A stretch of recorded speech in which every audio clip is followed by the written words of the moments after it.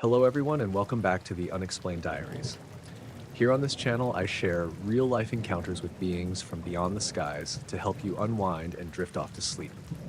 Before we dive in, I would love to hear from you. Leave a comment and let me know where you're tuning in from. Now, find a comfortable spot, relax, and let's begin. It happened last November, a little after 10 at night. I live just outside of Taos, New Mexico, about 15 minutes out, where the houses thin out and it's mostly sagebrush and dirt roads. It's quiet out here. Most nights, the only sound is the wind through the fence wire and the coyotes if they get bold enough to come close. That night, it was cold and still. No wind, no traffic on the highway, just this heavy quiet that happens after the temperature drops. I was inside watching something dumb on TV when my dog, Murphy, started barking from the back door. He's a rescue, part shepherd, part something else, and usually doesn't bark unless someone's close to the property. At first, I thought it was a coyote or maybe one of the neighbor's goats that had gotten loose again. I muted the TV, and that's when I realized how serious his barking sounded. Short, sharp bursts, his hackles all up. I got up and went to the sliding glass door. He was standing on the porch, staring straight up. Not at the yard, not toward the fence line, straight into the sky. I didn't see anything at first, just stars. Out here you can see a million of them, especially on a cold night with no moon. I stepped outside, thinking maybe he saw a plane or one of those low satellites that pass overhead. But it wasn't that. He was locked onto one specific spot, dead still except for the barking. I told him to knock it off, but he wouldn't even look at me.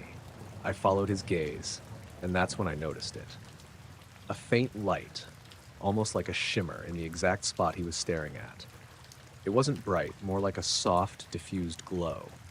At first, I thought it was a star behind thin cloud cover, but there were no clouds. The sky was perfectly clear. The glow pulsed once, just a little brighter, then dimmed again. I squinted and tried to focus, but it didn't behave like anything I'd seen before. It wasn't moving, wasn't blinking like a plane. It just hung there. And then, as suddenly as it appeared, it faded away. Murphy stopped barking immediately. His ears stayed up, but he went silent. Then he looked at me, back at the sky, and gave this low, uneasy growl. I stood there another minute, watching. Nothing. The sky was back to normal. I figured maybe it was a trick of the eyes. Cold air, dry night, maybe some atmospheric reflection or something. Still, it bothered me. I walked down to the edge of the yard, past the old wooden gate, and looked again. Same patch of sky, totally blank. That's when I noticed how quiet everything had gotten. No crickets, no distant dogs, no traffic hum from the highway, just dead still. It wasn't something I noticed right away, it just crept up on me. I went back inside and tried to settle down, but Murphy stayed alert. He paced between the sliding door and the window for the next half hour, whining softly, tail down. I finally let him sleep inside the bedroom, which I never do because he sheds everywhere. Around 2 a.m., I woke up to him whining again. Not barking this time, just low, nervous sounds. I looked over and he was sitting up on the bed, staring toward the window. I listened, but there wasn't any sound outside. No movement, no lights. The digital clock said 2:13. I started to roll over when something flickered across the curtains. It wasn't a car passing or a flashlight beam. It was too diffuse, too soft. Just this faint light moving across the window, like a reflection from something distant but close enough to cast across the fabric. I froze, waiting for it to repeat. It did twice, a few seconds apart. Then nothing. I got up and pulled the curtain back a few inches. The yard was dark. Porch light off, security light near the barn still on. But beyond that, nothing. I left the curtain cracked and sat there watching. Murphy didn't move. I swear it felt like the air was thicker than normal, like something pressing down on the whole property. Not heavy, exactly, just strange. After about 10 minutes, I gave up, turned the light on, and went to get some water. Murphy followed me into the kitchen, tail tucked. When I looked out the sliding glass door again, I noticed something that made my stomach drop. The security light by the barn, which is on a motion sensor, was flickering, like something was moving back and forth under it. There shouldn't have been anything there. That light only comes on if something crosses within 15 feet of the barn door. I stood there watching it blink on and off, trying to make sense of it. The timing wasn't random. It was too steady, like something passing rhythmically through the sensor's range. After maybe 30 seconds, it stopped flickering. Then, just like that faint light earlier, it went completely out. The yard went black. Murphy growled again, but he didn't move from my side. I opened the sliding door just a crack and stepped onto the porch, holding my phone flashlight low. The wind had picked up a little by then, carrying that dry dirt smell, but otherwise everything looked normal. No movement. Then I noticed it again. The faint glow up in the same patch of sky as before. Not bright enough to light anything around it, but steady this time. I stared for maybe a full minute. It didn't move or pulse. It just sat there, motionless. Then, right when I thought maybe it was a star or satellite I hadn't noticed before, the glow dimmed and blinked out completely. When it vanished, every light on the property came back on. The porch, the barn, even the little LED on the water pump shed. All at once. I didn't sleep the rest of that night. The next morning, I walked the property, checking for any sign of animals or people. The dirt near the barn was undisturbed. The motion sensor was fine. Everything looked exactly the same. The only weird thing I found was Murphy's water bowl, which I keep under the porch. The surface of the water had this thin white residue, almost like fine dust. I dumped it and refilled it. That evening, around dusk, I called my neighbor Troy, who lives about half a mile down the road. I asked if his dogs had been acting strange or if he'd seen any weird lights the night before. He hesitated for a second, then said his wife had woken him around midnight because their dog was barking at the back fence just nonstop for several minutes. When he went out to check, he didn't see anything, but he mentioned something odd. He said it looked like the air above the pasture was glowing a little. He thought it was distant lightning, even though there hadn't been any storms. After that, nothing else happened. No more lights, no hums, no barking fits. Life went back to normal. 2 weeks later, though, I found something that made me think about it again. I was out by the barn, replacing a section of fence, when I noticed a small patch of the ground, maybe 3 feet across, where the dirt was discolored, lighter, almost ashy looking. The grass around it was fine, but that one patch looked like it had been bleached somehow. I poked it with a stick, half expecting to find something buried, but it was just dry soil. No smell, no heat, nothing unusual except the color. Murphy wouldn't go near it. He walked a wide circle around and stood behind me, whining softly until I gave up and went back inside. I haven't seen that glow again since, but sometimes when I let him out at night, he'll stop halfway down the porch steps and stare at that same spot in the sky. Doesn't bark anymore, just watches, quiet and still, like he's waiting for something I can't see.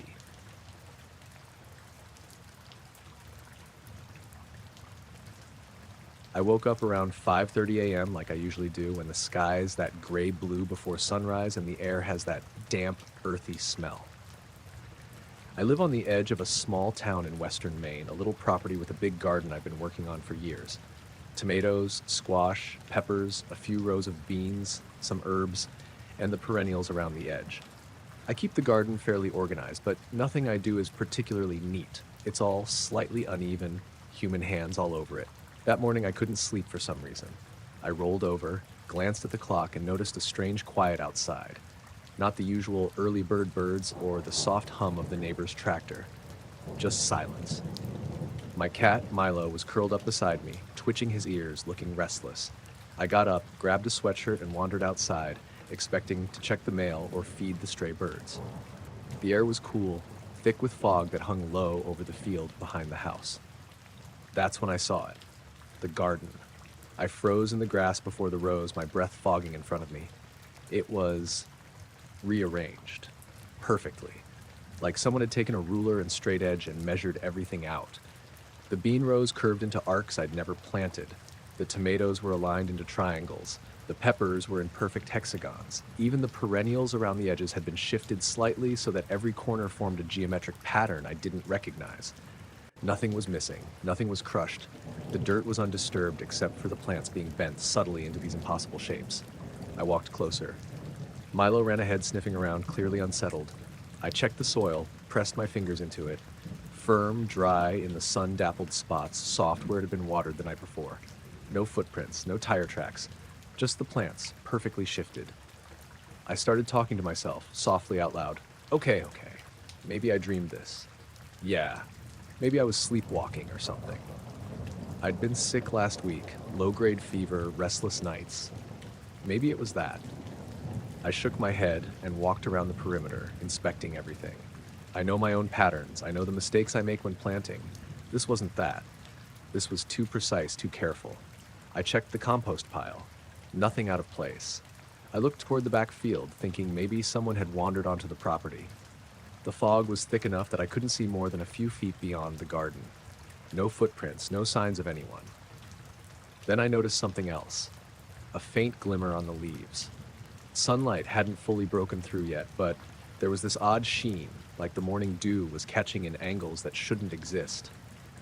I leaned closer and realized the bends in the leaves were uniform. Every plant curved in the exact same direction within its pattern. No random drooping, no wind-blown chaos, just precision. I stepped back. Milo hissed at something behind the tomato trellis. I spun around. Nothing, just the fog curling around the fence posts. I walked slowly to the edge of the garden, thinking maybe I'd see some clue, broken branches, footprints, anything that made sense. But there was nothing. The surrounding grass was untouched. No soil compression, nothing that suggested a person or an animal had come in. I took my phone out, started filming, just the rows, the arcs, the triangles, the hexagons, everything bathed in that gray morning light. Milo stayed close, his tail low, ears flat. I whispered to him, it's okay, though I wasn't sure I believed it myself. After a few minutes, I stopped recording. I walked around the patterns again. I reached out and lightly touched the tomatoes. They bent without resistance. The beans curved beneath my fingers like they'd been trained, like someone had pressed them down and they had memorized the shape. I pulled my hand back and noticed my fingers felt tingly. Nothing painful, just a strange vibration that faded after a moment. I went inside to make coffee, hands shaking a little. When I looked out the kitchen window a few minutes later, the fog was starting to lift. The patterns were still there, the angles still perfect. I put on some clothes and went back out with the sun fully up. I called my neighbor, a retired teacher named Claire, to see if she had noticed anything. She didn't answer, which was unusual. I called again later, texted her, nothing. I spent the rest of the morning documenting everything, photos, notes, sketches. My back hurt from bending over the plants. By noon, the sun was fully out, and the garden looked normal in a way. From a distance, the patterns were still clear, but up close, the tangle of leaves and stems blended into the usual mess of a working garden. I tried to convince myself someone had been there, careful, fast, early in the morning. But no, there was no way. The dirt was undisturbed. The plants weren't broken, the arcs were too clean, the triangles too sharp. That night, I slept in the living room, lights on. Milo was restless again, pacing. When I looked out the window, the moonlight fell across the garden, and I swore the plants looked different. Not moved this time, but aligned in a way that seemed almost deliberate, subtle, like the air itself had bent them. I couldn't explain any of it. I didn't tell anyone for weeks. I went back to the garden each morning, expecting some kind of repeat, some clue, something tangible. Nothing ever happened again. The plants grew normally, harvested normally, but the memory of those perfect, impossible patterns stayed. I've thought about it constantly. Who, what, or how. Sometimes I'll be watering the garden and my hands will hover over the rows, careful not to touch anything. Milo will sit beside me, staring toward the field. I don't feel like the garden belongs entirely to me anymore. Something else passed through, left a mark too precise for human hands, and I'll never know why. Even now, when I drive home at night, I glance out the window at the property, past the edge of the driveway, past the darkened field, and I think I see shapes in the shadow of the plants, lines and curves that my eyes can't fully resolve. I look again and nothing's there, but I know what I saw.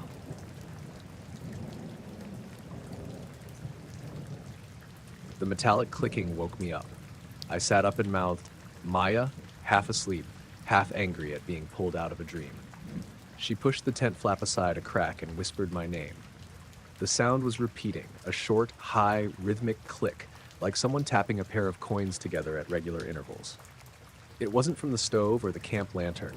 It had a tinny quality, as if it were coming from thin metal being pinched and released. We'd been in Red Horse Canyon for 2 nights, the kind of place we chose because the road in drops away, and the nearest cell signal is that little sliver you remember you had once. It was supposed to be simple. Hike a few miles, set up camp on the little bench that looks down into the wash, drink cheap wine, sleep under an absurd number of stars. The first night was the kind we brag about afterward. Clear, cold, the Milky Way big enough to make you dizzy. Now the clicks kept time.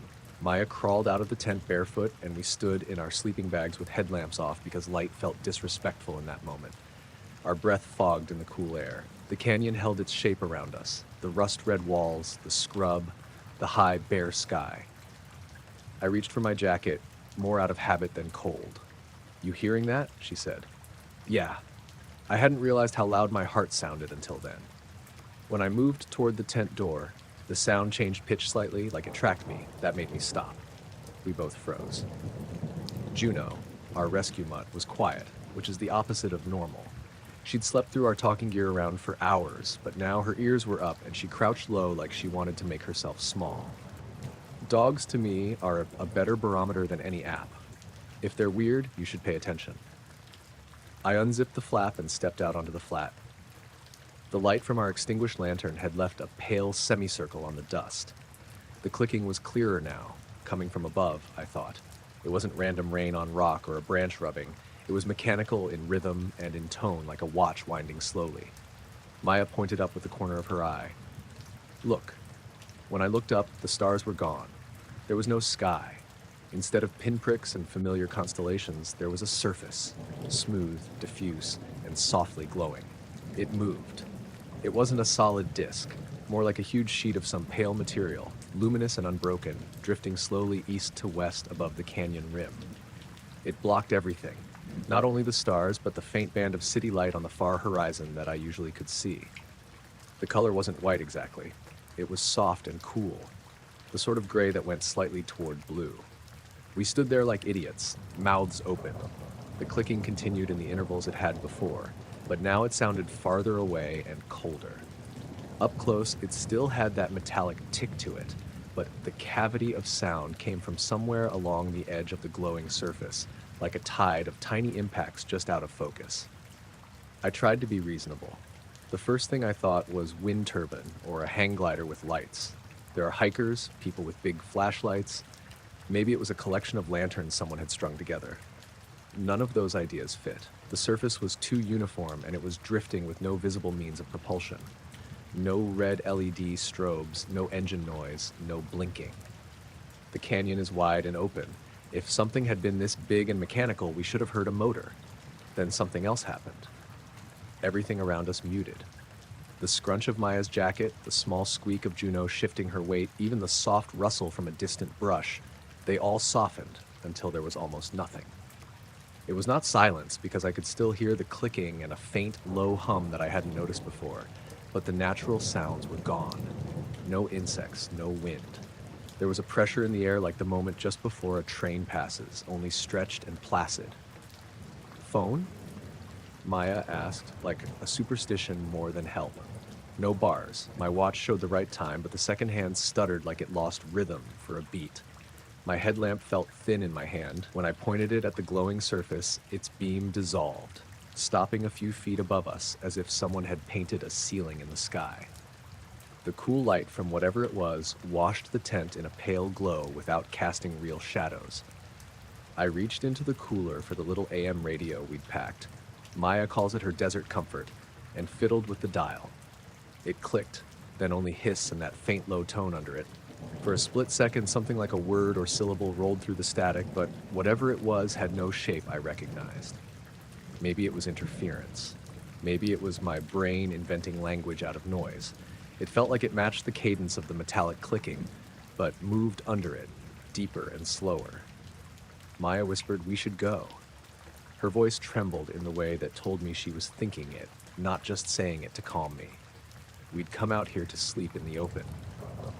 We were not prepared to pack up in the dark at 3 in the morning, but the surface overhead put a weight on patience.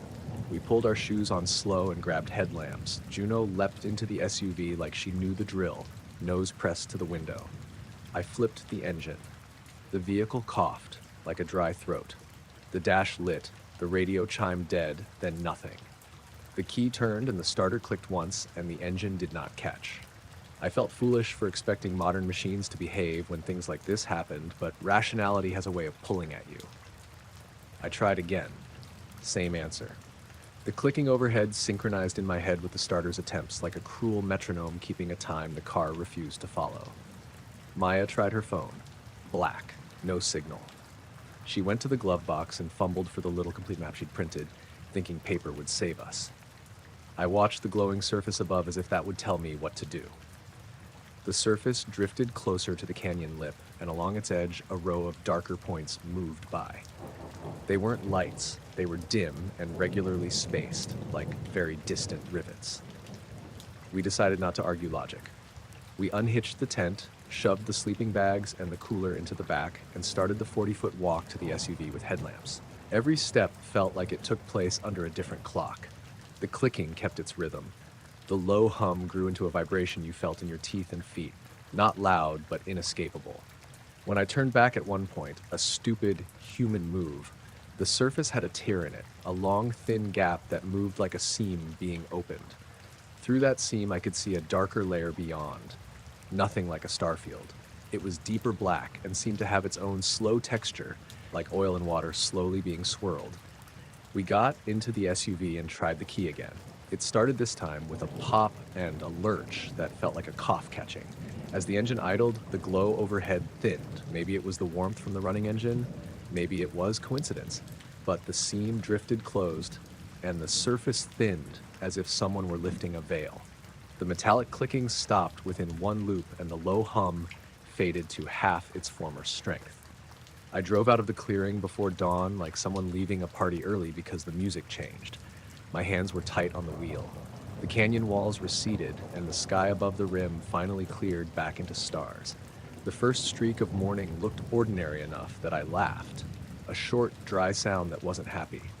Maya breathed out and said, "Did we imagine part of that?" As if testing whether memory was a shared object or private. At the sheriff's station, we told the deputy about the clicking and the surface and the way our phones and the radio went odd. He took notes, asked the usual questions. Who else was out there? Did we see lights from the highway? Any drones? We walked him through our route, what time we'd set up, what time we'd heard it. He and the dispatcher promised to check trucker logs and call state forestry. Probably campfire, someone with a generator, he said, which is a useful thing to say because it makes the world feel explainable. We didn't argue. On the drive home, the day had the ordinary weight of errands and coffee. The canyon sat behind us like an image in a photo, flat and small. I tried to get back into the routines of work, paying bills, answering messages. That night, we put the tent back in the attic. The sleeping bags went into the dryer like they'd been sick and needed airing. Sometimes, when the sky is quiet and I'm up late washing a pan, I hear a mental echo of the metal tapping. I look up at the stars and check that they're there, dots in the same places my father taught me. I don't try to find explanations. We left the canyon with the tent packed and the cooler empty, and one very ordinary photograph taken at dusk where, if you squint at the right pixelation, the sky there seems a touch smoother than it should be. I keep thinking about how ordinary things went wrong for a little while. Electronic nonsense. A starter that wouldn't turn. A radio that hummed like it was trying to say something. None of that adds up to proof, but it adds up to an experience that sits in the back of my skull and refuses to fold flat. I was lying on the hood of my old Jeep, blanket under me, beer in hand, staring at the sky. It was one of those crisp, clear nights in northern Idaho, the kind that makes the Milky Way look like someone spilled sugar across the heavens. I hadn't planned on staying up late stargazing, but I had some time, and it was too nice a night to sit inside. My name's Tyler. I live out near Coeur d'Alene, not far from the National Forest, so the sky is mostly dark and empty except for stars. My neighbor's lights don't reach out this far, and there's hardly any traffic once it gets late. Everything's quiet. I was scanning Orion, just letting my eyes wander when I noticed it. A tiny pinprick of light moving in a straight line across the sky, too small to be an airplane. I thought maybe it was a satellite at first, but it wasn't moving like one. Too slow, and its path was oddly deliberate. I shifted a little, squinting. It kept moving in a straight trajectory for maybe 20 or 30 seconds. Then it stopped. Just stopped. Hovered in place. I could see the stars behind it. No blinking, no noise, nothing. And then, without warning, it reversed. The exact path it had traveled before, mirrored perfectly. I caught my mouth halfway through a laugh. Satellites don't do that. Planes don't do that. Hell, birds don't do that. I sat up on the hood trying to get a better angle. The air was still and cold, the kind that makes your breath fog in little puffs. My eyes darted over the Milky Way, trying to see if there was anything else. But it was alone. No sound came from anywhere. No engines, no wings flapping, just this small light, tracing a path back over itself, like it had a purpose. I grabbed my phone and tried to record it, but by the time I opened the camera, it flickered and moved in little jerks. Not smooth like a plane or satellite. It almost felt alive, like it was watching me notice it. I held the camera up and tracked it for a few seconds. Then it vanished. Just gone. No blink, no fade, like someone switched off a flashlight. I leaned back against the Jeep, trying to shake it off. I've spent a lot of nights out here, and I've seen plenty of planes, helicopters, meteors, satellites. Nothing had ever moved like that. I checked the area around me. Trees swayed slightly in the wind, and that was it. My ears picked up nothing unusual. I tried to rationalize it. Could it have been a drone? Maybe some kid messing around. But it was too high for a drone to be visible like that, and there was no sound. The nearest town was miles away, and it was a school night. Couldn't be fireworks. They don't move against the stars, and they don't trace perfect mirrored paths. I decided to get closer to the forest edge, hoping maybe a better angle would explain it. I walked down a dirt path, leaves crunching softly under my boots. The forest smelled damp, earthy, like it had rained earlier. I kept glancing up, but the sky was empty. No lights, nothing. Just the stars. As I reached a small clearing, I saw a deer standing maybe 20 yards away. It froze and stared at me, ears twitching. Then it bolted into the trees, leaving the clearing eerily quiet. The only sound was the wind in the pines, and then I noticed something else. The air felt heavier. I don't know how to explain it. Like a weight pressing down, but not physically. Just an awareness, almost like the space around me was aware I was there. I shook my head and turned back toward the Jeep. That's when I noticed another light, very faint, almost invisible against the stars, hovering. It pulsed gently, white, almost like a slow heartbeat. I froze, trying not to breathe too loudly. It didn't move, just hovered there, pulsing. I blinked, and it seemed closer, then farther, then still. It never made a sound, never blinked like an aircraft. I wanted to call someone, tell them to look, but the thought felt wrong. Like calling attention would change something. I debated getting my camera out again, but my hands were shaking, and I didn't want to miss a second staring. It wasn't fear exactly. It was unease, confusion. That quiet dread that comes when something makes sense in no possible way. I stood there for what felt like a long time, watching it pulse when the first light, tiny, symmetrical, moving against the stars, appeared again, higher, tracing the same mirrored path it had before. My heart was pounding now. I could see it more clearly this time, just a pinpoint. But steady, deliberate. It paused mid-path and then went back. Exactly the same as before. I realized I'd lost track of time. My phone said it was just past 10, but it felt like hours. I could see the condensation on the Jeep windows from my own breath. I hadn't moved. I hadn't heard anything but the wind through the trees and my own breathing. The second time it reversed, the faint pulsing light above the trees blinked once. Just once. I swear it was like a signal, but it was impossible to interpret. I stepped backward slowly, keeping my eyes on both lights. When I turned fully to retreat, the lights were gone. The first one vanished mid-path again. No trail, no fade. The pulsing one above the trees blinked again and then disappeared. I walked back to the Jeep, feeling exposed, small, like the air itself was holding its breath. Nothing made a sound except the occasional rustle of leaves. When I got in, I started the engine, half expecting something to appear behind the Jeep, but the road was empty. The mist had rolled in again, thin and cold, obscuring the edges of the forest. I drove back slowly, checking the sky constantly. Every time I glanced up, it was just stars. I made it home without incident, but I couldn't stop thinking about the way the first light moved, paused, then mirrored its path perfectly. How could something do that? How could it move with purpose and then reverse perfectly? Nothing I knew of could behave like that in the sky. I've looked at the footage I got. Most of it is just grainy black sky with a few bright pixels that could be anything. Some frames show something moving, but it's nothing definitive. I've shown it to friends, engineers, pilots, anyone I trust. They shrug. Satellites, drones, reflections. None of it fits the motion, the pause, the perfect reversal. I've gone back to that clearing a few times. Sometimes I see faint lights in the trees at night, faint pinpoints of white or amber, but they don't move like before. Sometimes, just as I settle down to stargaze, the feeling comes back. That subtle weight, the quiet awareness around me. I don't know what I saw.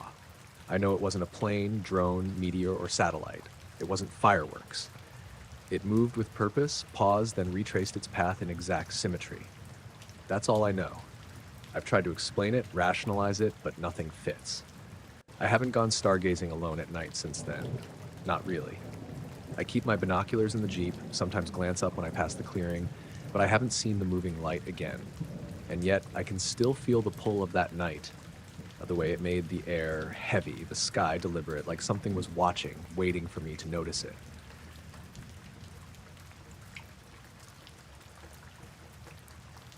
I was hiking alone near Lassen Volcanic National Park last summer, early August. I'd planned a 3-day solo trip, nothing extreme, just a few backcountry trails and 2 nights of camping before meeting up with friends in Redding. I'd been doing solo trips for years, so I wasn't nervous about it. I liked the quiet, and the park's backcountry had this eerie stillness to it that I found calming. That first morning started clear and cool, mid-60s, light breeze. I was maybe 5 miles from my campsite, cutting through a section of mixed pine and meadow where the soil turned sandy. Around mid-afternoon, I stopped to fill my water filter at a creek that ran shallow and slow through the trees. That's when I noticed it. About 20 yards upstream, maybe 15 feet off the bank, there was this perfectly round patch in the dirt. It caught my eye right away because of how precise it was. The rest of the ground was uneven, scattered pine needles, tufts of grass, a few rocks. But this spot looked like someone had pressed a giant stamp into the earth. It was about 12 feet across, perfectly circular, and the soil inside was completely flat and bare. At first, I thought it had to be a tent site or maybe an old fire ring, but there were no signs of people, no footprints, no ashes, no tire marks from bikes or anything like that. The vegetation around the circle was untouched. It wasn't burned, trampled, or flattened, just the circle itself, smooth as concrete.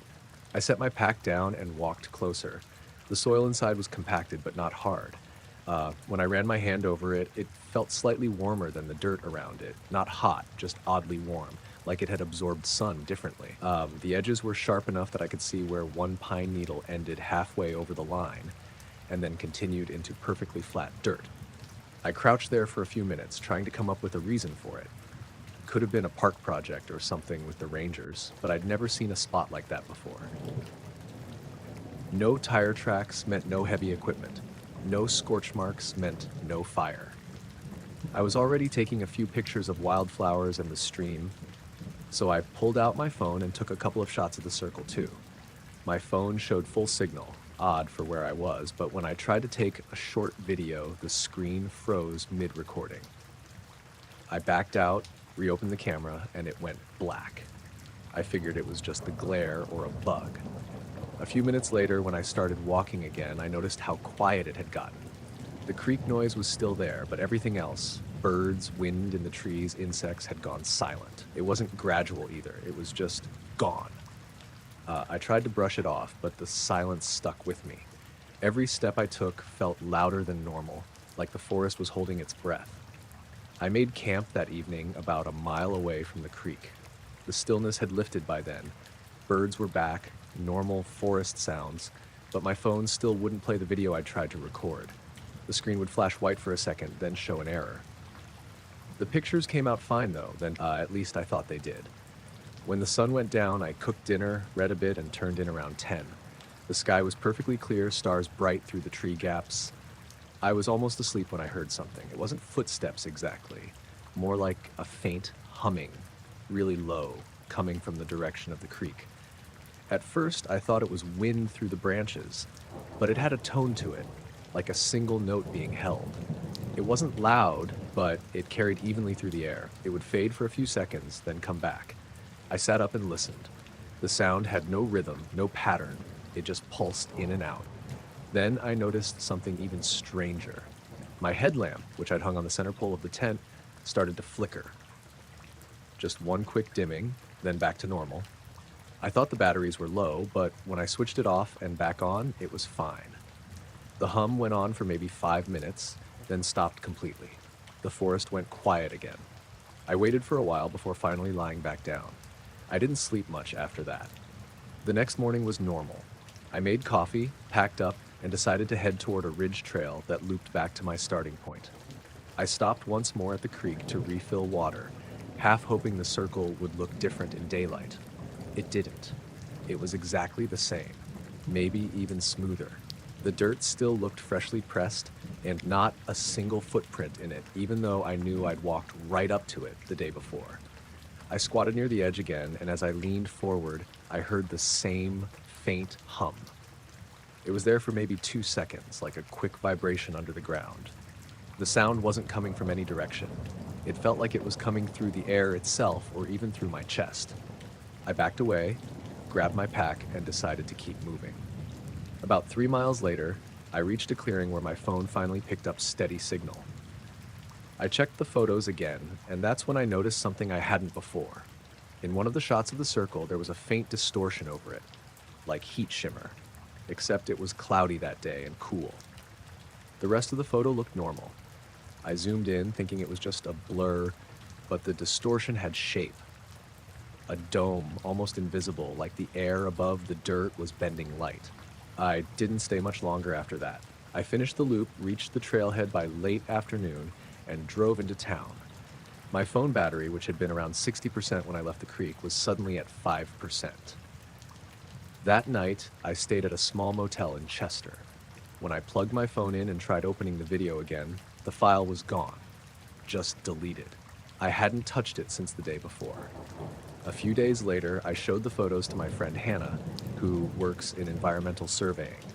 She thought it might be a sinkhole beginning to form, or maybe something caused by mineral deposits under the soil, but she admitted she'd never seen a circle that perfect.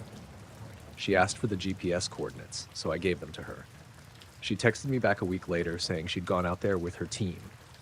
According to her, the area was normal. No circle, no flattened dirt, no sign that anything had ever been there. She said the ground was slightly softer in that spot, but everything looked natural. When I scrolled back through my photos later that night, the ones of the circle were still there, but the distortion was gone. The images looked totally flat, like the heat shimmer had been erased. I don't really talk about it much anymore. Every now and then when I'm hiking and come across an odd clearing or patch of ground that looks too even, I stop and look for a while. I always tell myself it's just nature doing something weird. But that circle, the silence, the hum, the way the air seemed to change, it didn't feel like any kind of normal I've ever known. It's been almost a year now, and I still can't figure out what I saw out there.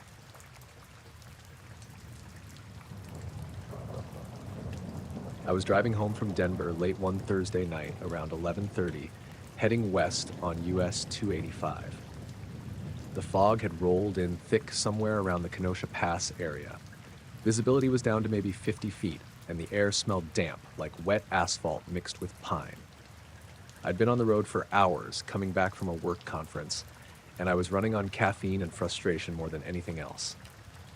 I remember thinking I'd never like driving through this part of Colorado at night, in weather like this. The lines on the road seemed to vanish into the mist, and the mountains were barely visible silhouettes. My headlights barely cut through more than a few dozen feet, and I kept my speed down to maybe 35. It started when I noticed lights in my rearview mirror. At first, I thought it was another car, maybe some idiot tailgating in the fog. The lights were two bright points, yellowish, steady, no blinker or brake light activity. I figured I'd give them a few seconds and maybe they'd pass, but they didn't. I slowed down. The lights slowed. I sped up. The lights sped up. I checked my side mirrors and glanced back. Still nothing on the road, just two glowing points hovering maybe 20 to 30 feet behind me. I tried to reason it out. Could be a reflection of my own headlights off some reflective sign or guardrail. But nothing in the fog was reflective like that, and the position of the lights didn't match anything on the side of the road. I tapped the brakes lightly. The lights mirrored the action, slowing almost instantly. My heart started to beat a little faster. This wasn't normal. I was alone on a foggy mountain highway. The road was winding, barely anyone drove this late. And these lights were behaving like they were attached to me. I tried a few maneuvers. I swerved left into a slight pull-off, just big enough for a car to squeeze into. The lights swerved too, almost perfectly parallel, staying 20 feet behind me. I stopped completely, foot on the brake. The lights froze in place. I held my breath, watching the mirror. Then I blinked, and when my eyes opened, the lights were gone. Just the fog, the road ahead, nothing behind me. I thought maybe they'd gone around a curve, or the fog had swallowed them. My chest was tight, but I forced myself to keep driving. Every time I glanced in the mirror, I half expected them to reappear. A few minutes later, on a straight stretch past Trout Creek Pass, I noticed something else. My headlights caught something reflecting faintly in the fog, maybe a mile up ahead. It was hard to tell, but it looked like lights, maybe the same pair, floating in the middle of the road. I slowed, squinting, trying to make sense of it. Then I realized there were no cars, no objects on the road. The lights didn't shift like headlights passing over guardrails or trees. They just hovered, mirroring the road's slight curves. I slowed more and the lights mirrored me again. I nearly hit the guardrail, trying to keep both eyes on them and on the road. I thought about turning off the highway, maybe pulling into a gas station or rest stop, but I was in the middle of the mountains, nothing for miles. The fog made it worse. Even the signs and mile markers were barely visible. I drove cautiously, trying not to panic. The lights stayed with me for maybe 20 minutes. Every time I glanced back, they mirrored my speed. Every time I stopped, they stopped. Every slight turn, they followed. It was precise, unnatural.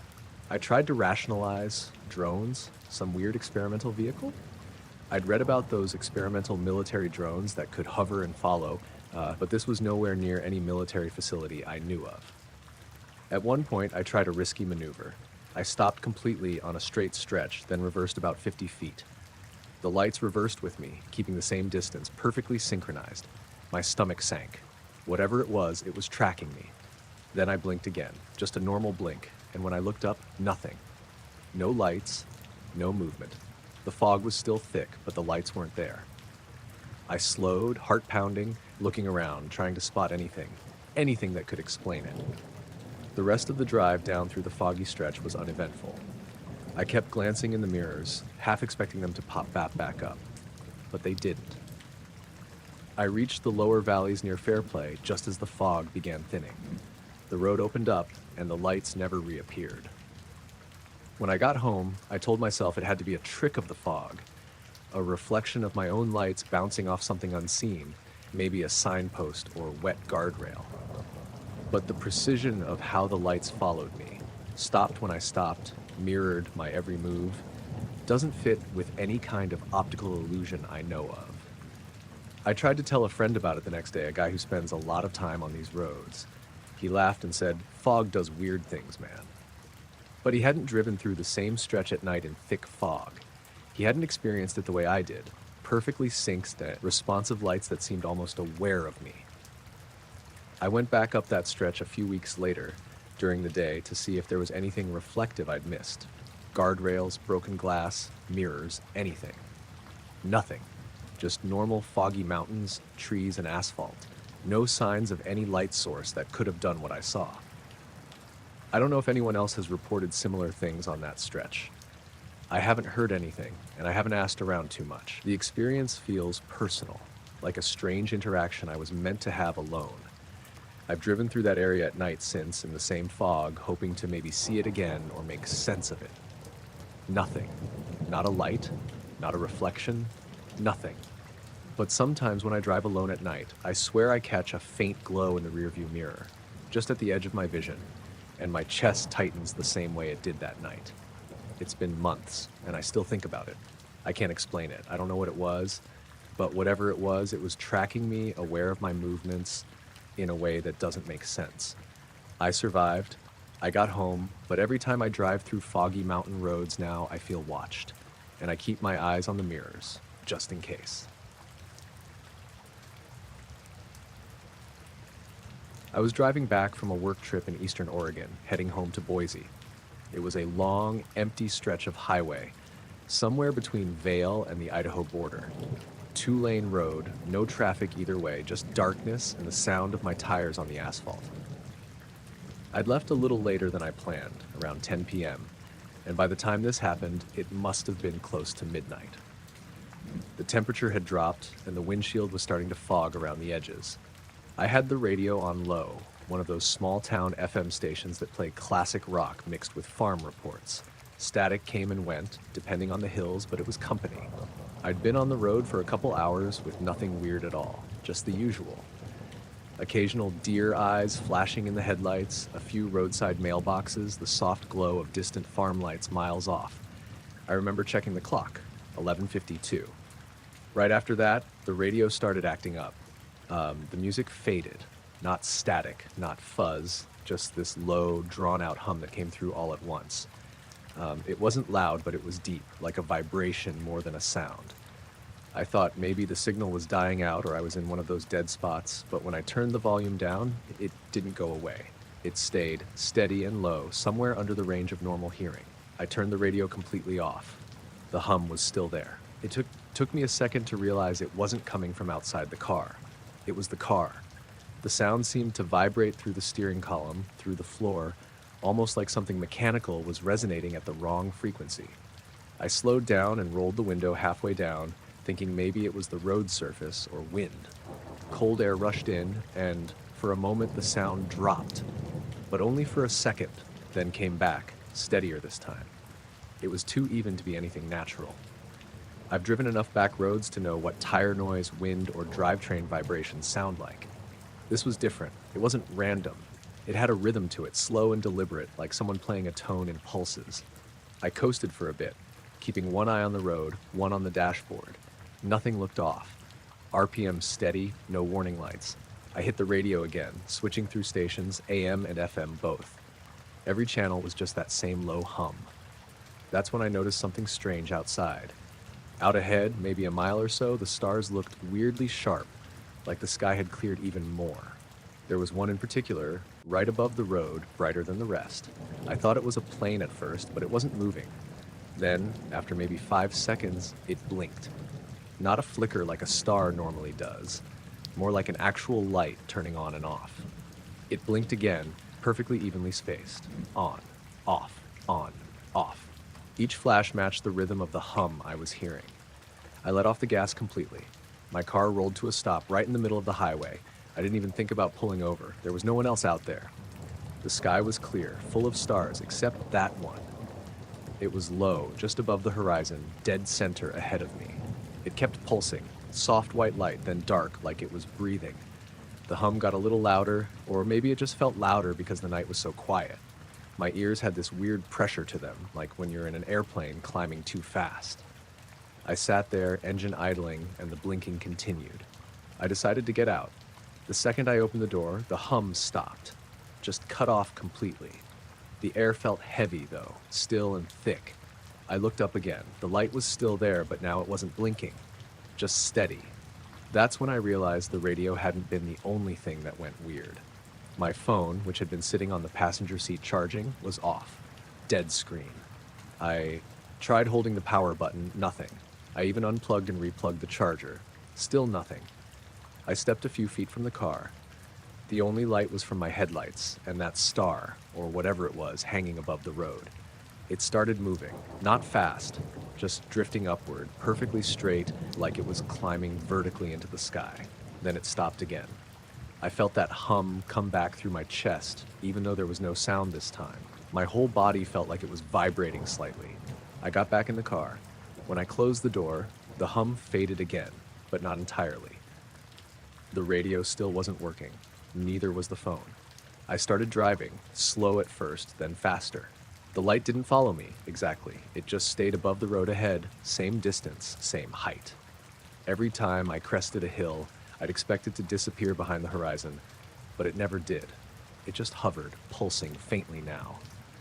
I tried turning off my headlights for a second to see it better. When I did, the entire dashboard dimmed more than it should have, like the power dipped. I flicked the lights back on immediately. At some point, I realized I'd been gripping the steering wheel so hard my hands hurt. After about 10 minutes of this, maybe less, maybe more, the hum finally stopped completely. I could hear the tires again, the normal road noise. When I looked back up, the light had vanished, just gone. I turned the radio back on, and it picked up a normal station right away, mid-song. My phone rebooted itself a few seconds later. The time on it said 12:41 a.m. I thought that was off because it didn't feel like I'd been sitting there for almost an hour. When I got home, I checked the clock on the kitchen stove. It said 12:38. So I guess it wasn't off after all. The next day, I mentioned it to a guy at work who used to do long-haul trucking. He said sometimes power lines or substations can cause weird interference like that. Thing is, there were no power lines along that stretch, just fields and low hills for miles. That weekend, I drove back out that way in daylight just to see if there was anything I missed. Radio towers, wind turbines, anything that could have explained it. There wasn't. I pulled over at the same spot where I'd stopped that night. It looked completely ordinary, just asphalt, gravel shoulders, and sagebrush. But when I turned the ignition off, I thought I heard it again, just for a second. The faintest low hum, like something deep underground. Then it was gone. I didn't stick around after that. I got back in the car and drove home with the radio off the whole way. For months afterward, whenever I drove that route, day or night, I couldn't help but glance at the same patch of sky. There's nothing special about it, just stars and open air, but every once in a while, when the conditions are right, one of the stars seems a little brighter than the rest. And I swear sometimes if I stare long enough, I can see it blink. I started hiking that morning around 8, later than I usually do, because I'd stayed up way too late working on some reports for the conservation job I have at the state park. It was early May, the sun just starting to burn through the morning haze, and the air was cool but heavy with humidity. I had the whole trail mostly to myself, which I liked. Nobody to dodge, nobody making noise except the occasional crow or the rush of the creek along the path. My name's Sam Turner, by the way. I'm 32, live alone in a little cabin not far from the trailhead. Nothing fancy, just enough space for me and my dog Gus, who follows me on every hike, sometimes annoying the hell out of me, but mostly just keeping me company. I was a few miles in when I noticed the first odd thing: shadows. I was walking past a stand of young maples when I glanced down and realized Gus's shadow didn't line up with him. I stopped, thinking maybe my eyes were tired. Sun was filtering through the leaves in weird patterns, flickering. But then I noticed it again.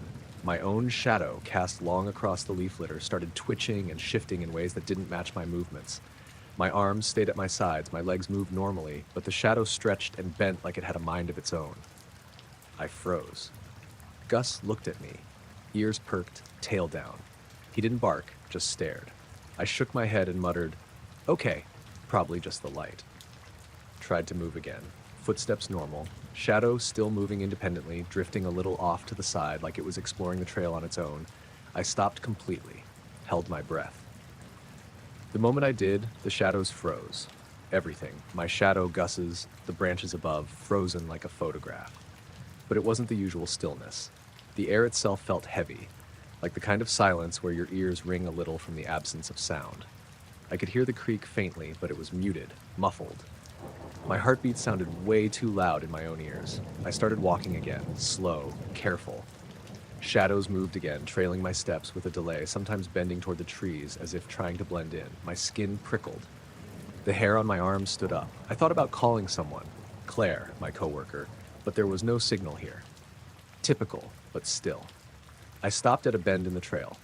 Light filtering through the canopy hit the ground in a dappled pattern, and the They started to gather, almost like they were sliding together into a mass. Not darkening exactly, more like a soft smear across the leaves. I took a step back. Gus growled low, something he almost never does, and I felt the first real pang of fear. I took out my phone to check the time, hoping that some sense of normalcy would snap me out of it. 9:43 a.m. I muttered to myself, yeah, it's fine. It's probably just shadows. But I knew I was lying. Even as I said it, I knew this wasn't right. I kept walking, faster now, but still careful. The trail curved around a small ridge, and that's when I saw something else. A shadow that shouldn't exist. It wasn't attached to any tree, any rock, or me or Gus. It hung in the air a few feet off the trail, moving lazily along the path. I froze. Gus barked, the first sound breaking the heavy quiet. The shadow vanished instantly, leaving the air feeling dense, like the atmosphere had weight I couldn't shake. I kept going, trying to rationalize. Morning light, weird moss patterns, tricks of the trees, all of it. But when I glanced back, my own shadow had somehow moved ahead of me along the trail, then stopped. It waited, not perfectly aligned, just there. Watching? Maybe. My stomach churned. By this point, I was breathing hard, heart hammering. I considered turning back, but the path looped, and heading back would put me in the same patch of woods that had first shown the strange shadows. I figured I'd push forward, try to get to the ridge where the sun would be brighter, and maybe things would make sense. I took another step, and then I felt it. A weight in the air again. Not pressure, exactly, but a density that pressed against my chest. The usual sounds of the forest, birds, wind, the creek, were almost gone. Even Gus's nails clicking on the dirt felt muted. I glanced down, my shadow lagging behind again, swaying slightly, not my movements. I swear I saw the shadow crouch, as if sizing up the trail ahead. I stumbled forward, trying not to panic. I thought about turning my phone camera on, recording, but the instant I pulled it out, the shadow snapped back to normal. Gus growled, low and urgent. Something about him, he's usually fearless, made my skin crawl. I made it to the top of the ridge. Sun hit the trail directly, and the shadows seemed to behave normally again. I sank onto a rock, shaking, trying to calm down. I looked around. Everything looked normal. The mist in the distance, the trees, the way the sunlight filtered through the leaves. Nothing seemed out of place except the memory of those rogue shadows. I stayed there for maybe 20 minutes, just staring, waiting for something else to happen. Nothing did. Eventually, I started walking back down, slower this time, eyes on every flicker of light and shade. By the time I got to the trailhead, the shadows were normal, my own, Gus's, everything lined up perfectly with the objects that cast them. At home, I double-checked the cabin windows, the yard, even Gus's fur for some residue or mark. Nothing. No footprints, no evidence, just the memory of shadows that moved like they had their own will. I called Claire when I got back. She laughed at first, said maybe I needed more sleep. But I could tell she didn't believe me, not fully. I didn't care. Since then, I've avoided that section of the trail in the morning light. I stick to the wider paths where shadows are predictable. Sometimes at night, I'll see movement in the corner of my vision. I'll glance down, and my own shadow seems a little too long, a little too independent. It snaps back when I focus, but the memory doesn't fade. I still hike with Gus, still work in the park, still live alone, but I can't explain what I saw, and I don't know if I ever will. Shadows aren't supposed to move on their own, not like that, not deliberately, and yet, that morning they did. It was early October, just after the first cold snap of the year, when I went camping alone up near the San Juan Mountains in southwest Colorado. I'd been there plenty of times, a little spot near a stream just off a dirt service road about 5 miles from town. My name's Eric. I'm 37, and I've been camping since I was a kid. I don't spook easily, but that night I came closer to packing up and leaving than I ever have before. It had been a long week, and I just wanted to get away from everything for a couple of days. I got to the site around 4 in the afternoon, parked the truck under a cluster of pines, and set up my tent near the fire ring I'd built years ago. There wasn't another soul out there. No tire tracks, no voices, no distant generators. The air smelled like cold dirt and pine sap, and you could hear the stream about 50 yards away. By sundown, I had a small fire going and a pot of chili warming on my little camp stove. The temperature dropped fast, down into the 30s once the sun dipped behind the ridgeline. I layered up, cracked a beer, and watched the flames. Everything felt normal, peaceful. I remember checking the time around 9:30. The fire had burned down to coals, and I was about ready to turn in. I walked a few feet from the site, turned off my flashlight, and just listened. Nothing but the faint rush of the stream and the occasional snap of wood. No wind, no insects, just dead calm. That's when I first heard it. Faint, deliberate footsteps in the leaves behind me. Slow and steady. I turned around, shined the flashlight toward the tree line. Nothing. Just the beam bouncing off the trunks and undergrowth. The sound stopped the moment the light came on. I told myself it was probably a deer or raccoon and went back to the fire. Sat for a few minutes, then heard it again, this time from the opposite side of the clearing. Same slow, deliberate pace, crunching through leaves. I stood up, light in hand, and turned toward the sound. Again, nothing. The moment I pointed the flashlight, silence. It went on like that for a while. I'd hear footsteps circling the campsite, not running, just a steady walking pace, always staying just far enough out of sight. I tried calling out a few times, half joking, asking if someone was there, but there was never a response. Around 10, I doused the fire and got into the tent, thinking it'd stop once I went quiet. I zipped the flap and lay in my sleeping bag, listening. A few minutes later, I heard it again, this time closer.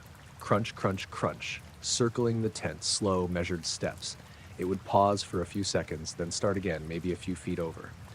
I held my breath and grabbed my flashlight. The sound was right outside, maybe 2 feet away. I flicked the light on and unzipped the flap fast. Nothing. Just the empty clearing. The trees stood still, not even a hint of wind. I stepped out barefoot, swinging the light in wide arcs.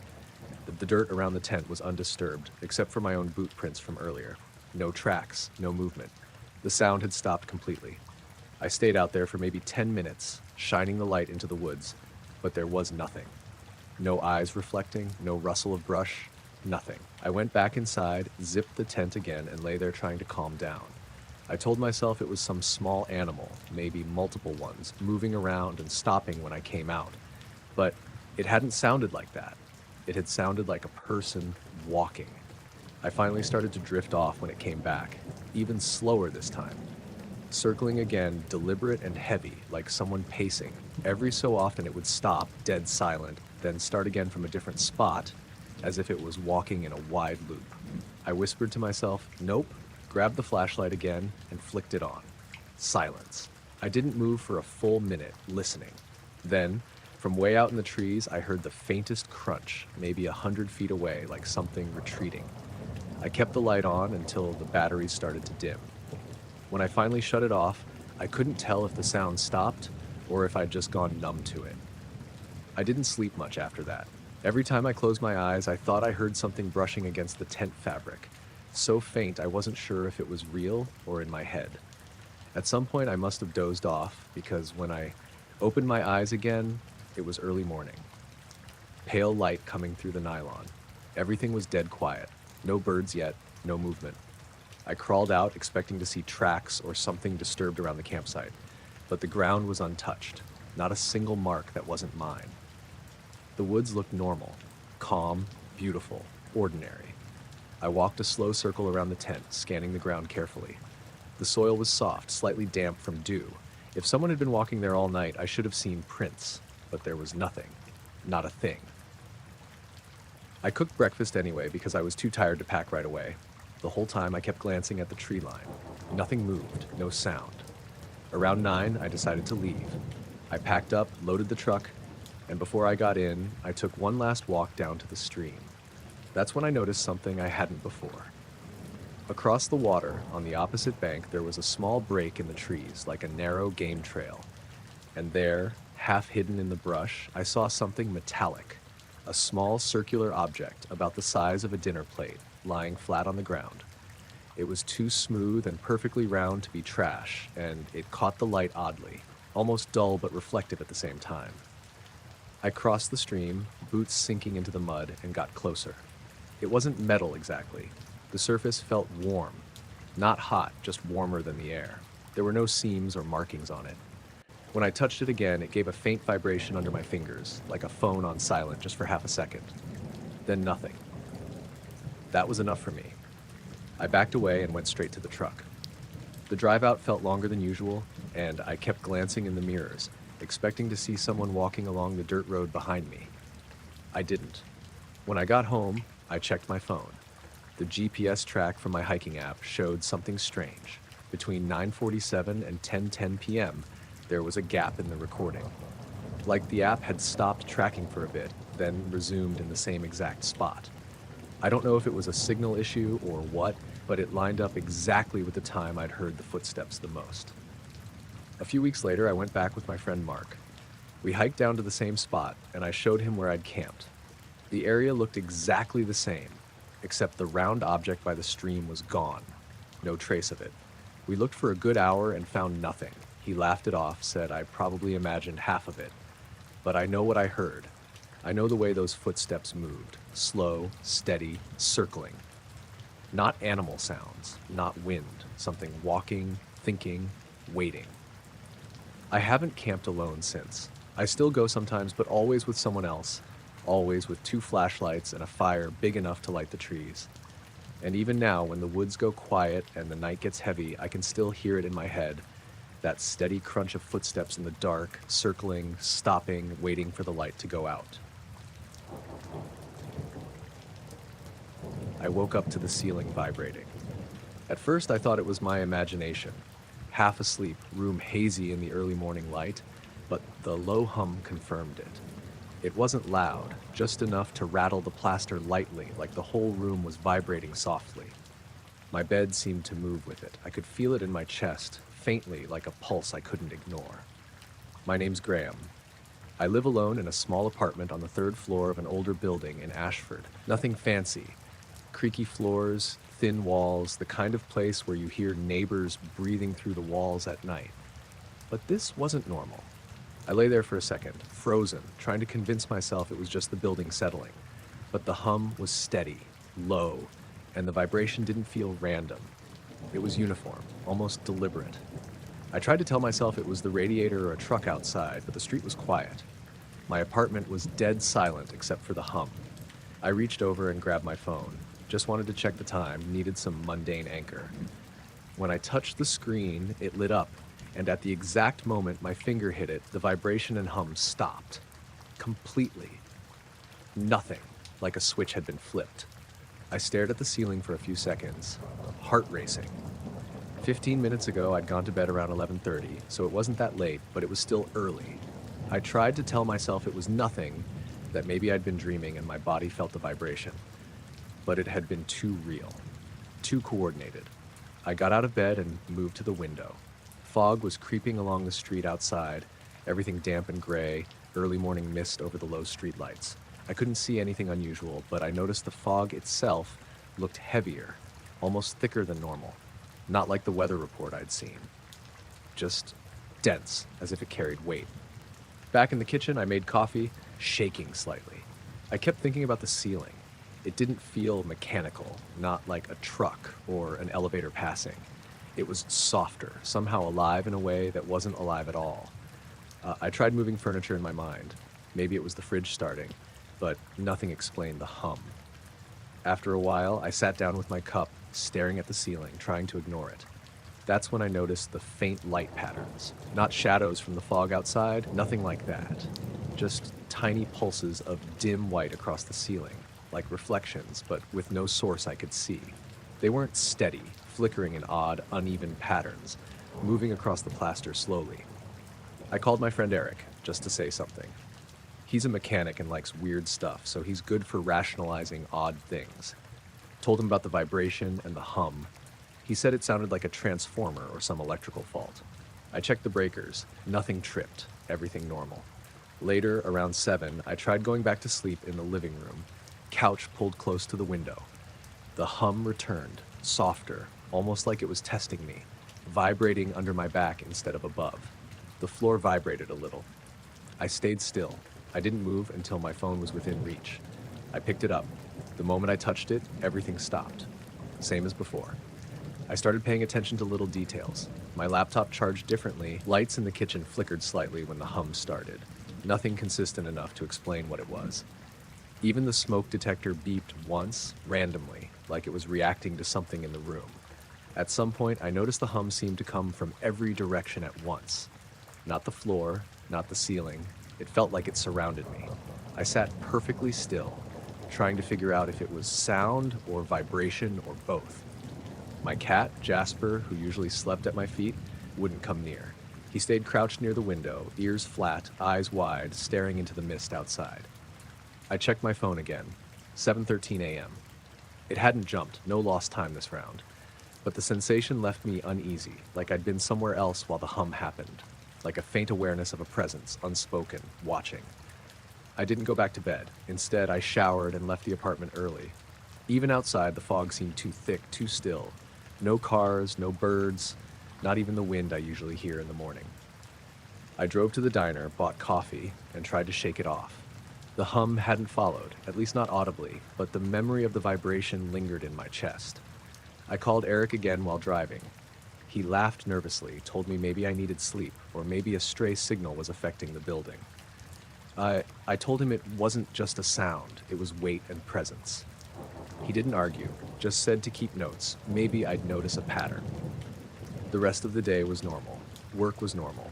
People talked about sports and weather. But when I got home at night, I checked the ceiling first. Nothing. I slept with my phone in hand, ready to touch it if it happened again.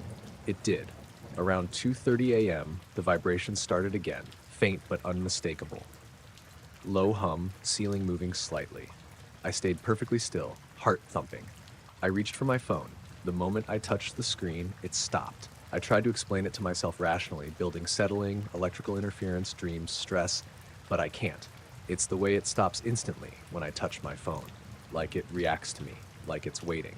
I've checked the building, neighbors, wires, even the fog outside. Nothing explains it. I've kept a log, noting times, duration, even the shape of the fog and light patterns. There are irregularities, yes, but no consistent mechanical cause. No pattern I can recognize other than the phone. Now, every night I leave it on the nightstand, thumb hovering near the screen. I don't know why it reacts to that, but I've learned the hard way that if I touch it too late, the hum returns stronger, longer. I've started sleeping in the living room, facing the window, trying to keep sightlines open. I haven't called anyone else. Part of me doesn't want to. People laugh at these things. And part of me worries that the moment I stop documenting, the hum will find a way to move beyond the ceiling. It's subtle, mostly. Not threatening, but persistent, and it waits. It always waits. Every time I wake to it, I wonder if I've lost some small fragment of time again, or if I've only imagined that.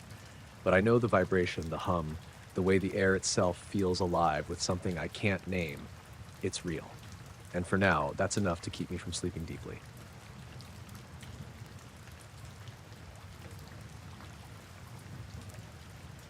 I was driving back from visiting my brother in Silver Creek, a town that's more gravel than asphalt, more trees than people. It was late, maybe 11:30, and the rain had just stopped, leaving the roads slick and shiny. I like driving at night when it's quiet. You can hear the tires hum and the water hiss and nothing else. No radios, no sirens, no honks, just the road and your headlights and whatever's out there waiting. My name's Eli. I work construction, so I don't usually get out of town at night, but my brother's moving apartments and he needed help. The drive back was lonely but normal, until it wasn't. About 10 miles past the last station, my headlights caught a flash off the side of the road. Not a reflection of wet asphalt or a street sign. This was more like something metallic, something that glinted sharply, then disappeared.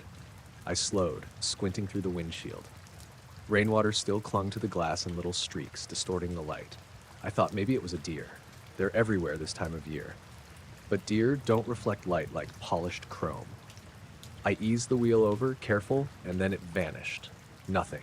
No movement, no shape, just wet black road on either side. I shook my head, thinking I'd imagined it. My eyes were tired, the long drive, all that stuff. I kept going. The road curved ahead, narrow and flanked by pines. Then I saw it again, farther down. Another flash, just catching the edge of my headlights. This time I stopped the car, foot on the brake, staring. There was nothing there, not even a shadow. I cursed under my breath. Maybe a signpost, maybe a puddle reflecting moonlight. I leaned forward and my dashboard clock caught my attention. It was 11:53. I remembered checking it 10 minutes ago, but I was sure of the time before the first flash, 11:38. 15 minutes gone. I checked my phone. No reception. Not that I expected to find anyone out here at this hour. The road stretched in front of me, dark and shiny, edges dissolving into black. I felt my pulse start to pick up. Then I saw the flash a third time. Closer now, just at the curve. My headlights hit it squarely. It looked like a panel of metal, low and wide, standing on the edge of the road. But when I blinked, it wasn't there. The road was empty, smooth, wet asphalt, not a leaf or branch out of place. I muttered to myself, telling myself to calm down. Maybe an animal, maybe my mind. But then the sound hit me. Not the usual night sounds, no frogs, no wind through the pines. The air was heavy, thick, and almost vibrating. My car felt loud inside. Every small creak, every tick of the dashboard like it was amplified. I stepped out, wet boots on slick pavement, peering into the darkness where the metal had been. Nothing. My flashlight, the cheap one I keep in the glove box, didn't show anything unusual. No puddle, no ditch, no reflective sign. The night was still. My heart slowed a little, but the tension stayed. I got back in the car, sat for a long moment, watching the black road stretch away. I couldn't shake the feeling that I'd been watched while I stepped out. The air felt heavier, almost like someone had pressed down on the space around me. I checked the clock again, 11:53. 15 minutes gone, just like that. I turned the key, engine hummed normally. I took off slowly, eyes darting down the road, headlights scanning the tree line. Nothing. The curves and dips of the road were ordinary. The reflection had vanished. The weight on the air lifted as I drove, but the memory of it stayed like a shadow in my chest.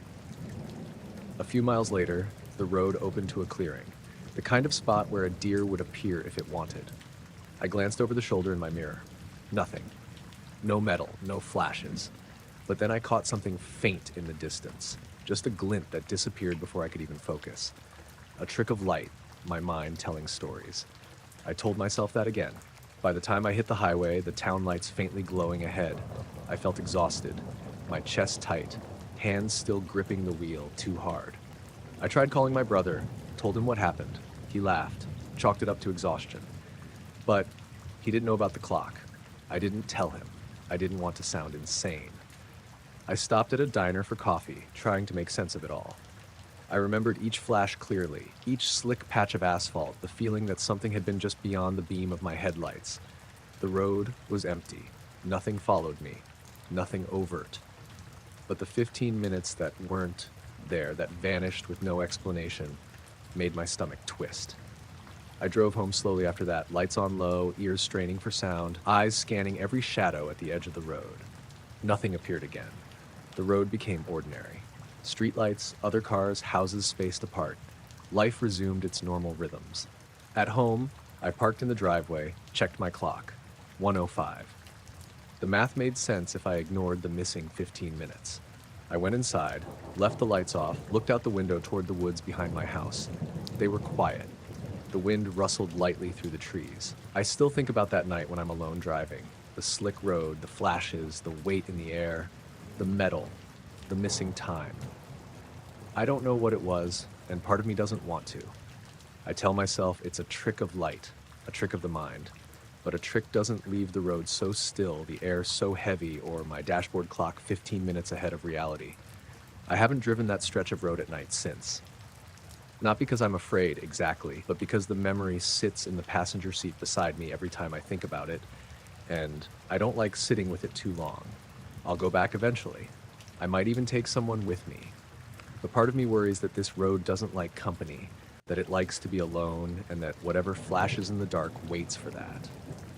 For now, I just drive other roads, roads that curve into towns and lights and noise.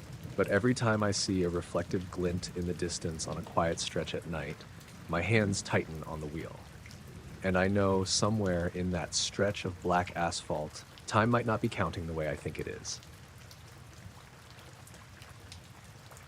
I was working the overnight shift at the Oak Ridge Mall security office, one of those jobs where the hours are long and the action is usually non-existent.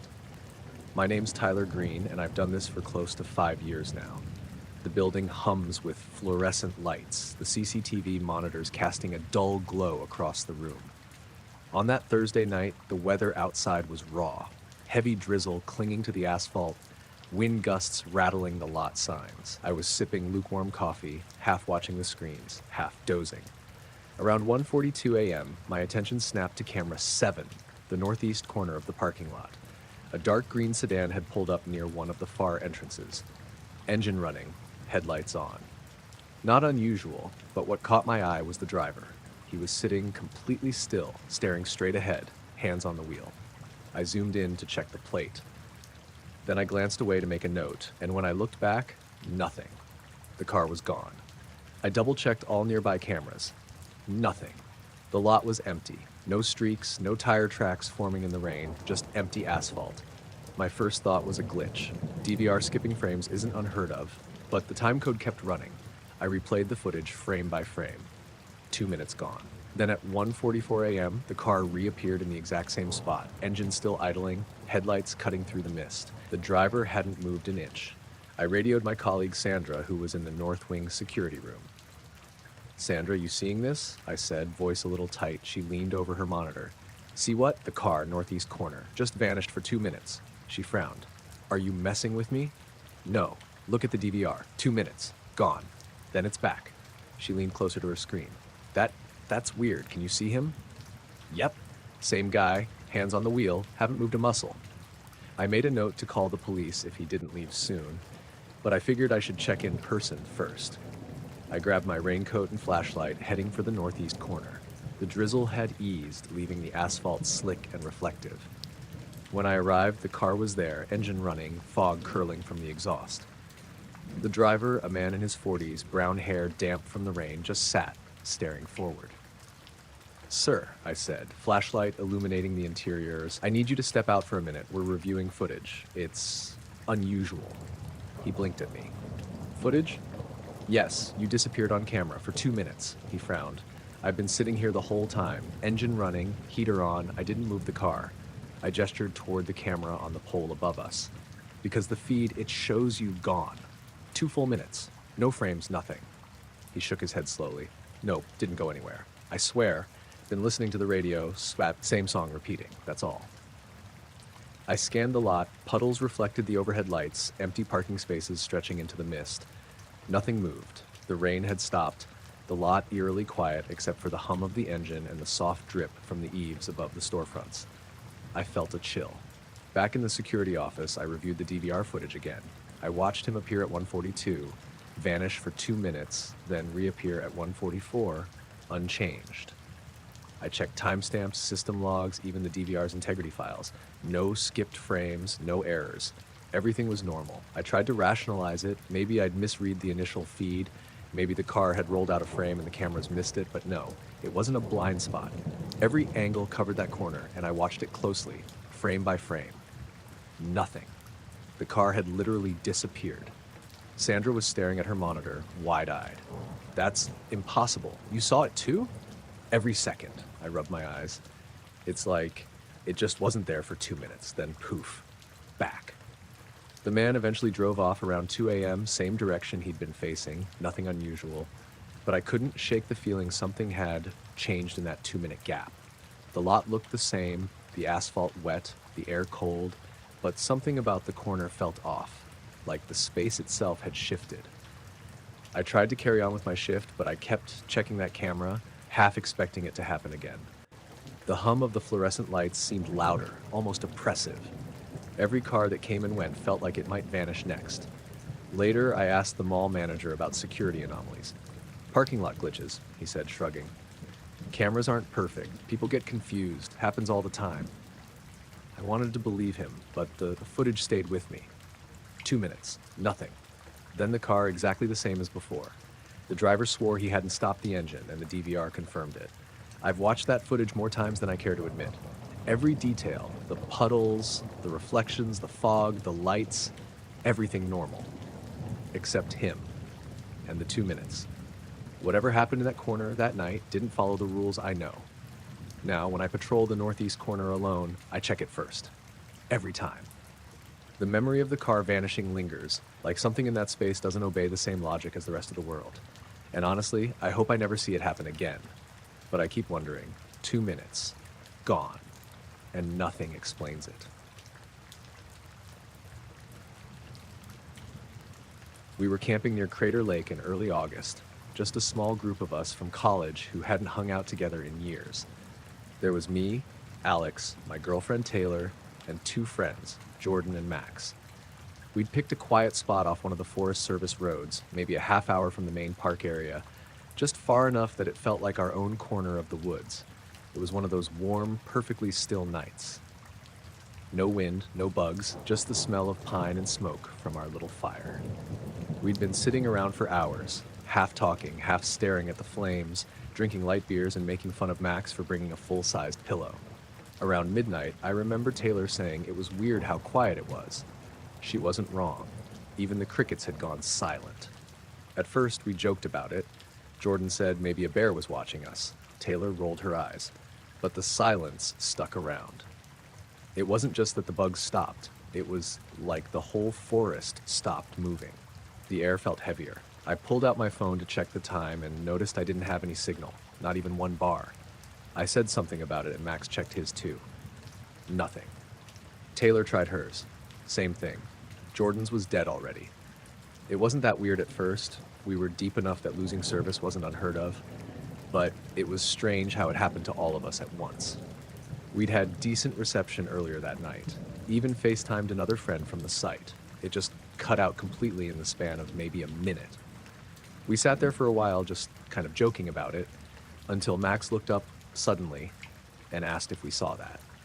At first I didn't know what he meant, but then I saw it too. A soft light way off in the valley, like a car's headlights shining through fog. Only there wasn't any fog and it wasn't moving along a road. It was too far down and too steady. The light started getting brighter, not fast but steady, until it was lighting up the trees on the opposite ridge like a flash of daylight. The whole forest below us glowed this pale white, maybe 5 seconds, maybe less. Then it all went dark again. No sound, no explosion, no smoke, just light, then gone. For a few seconds, none of us said anything. I remember the fire crackling again, like it had gone quiet too. Jordan whispered something like, "Was that a flare?" But it didn't move like a flare. It had come straight down, smooth and slow, and stopped just above the tree line before fading out. I grabbed my phone and tried to record just in case it came back, but the camera wouldn't open. The screen froze and then crashed to the home screen.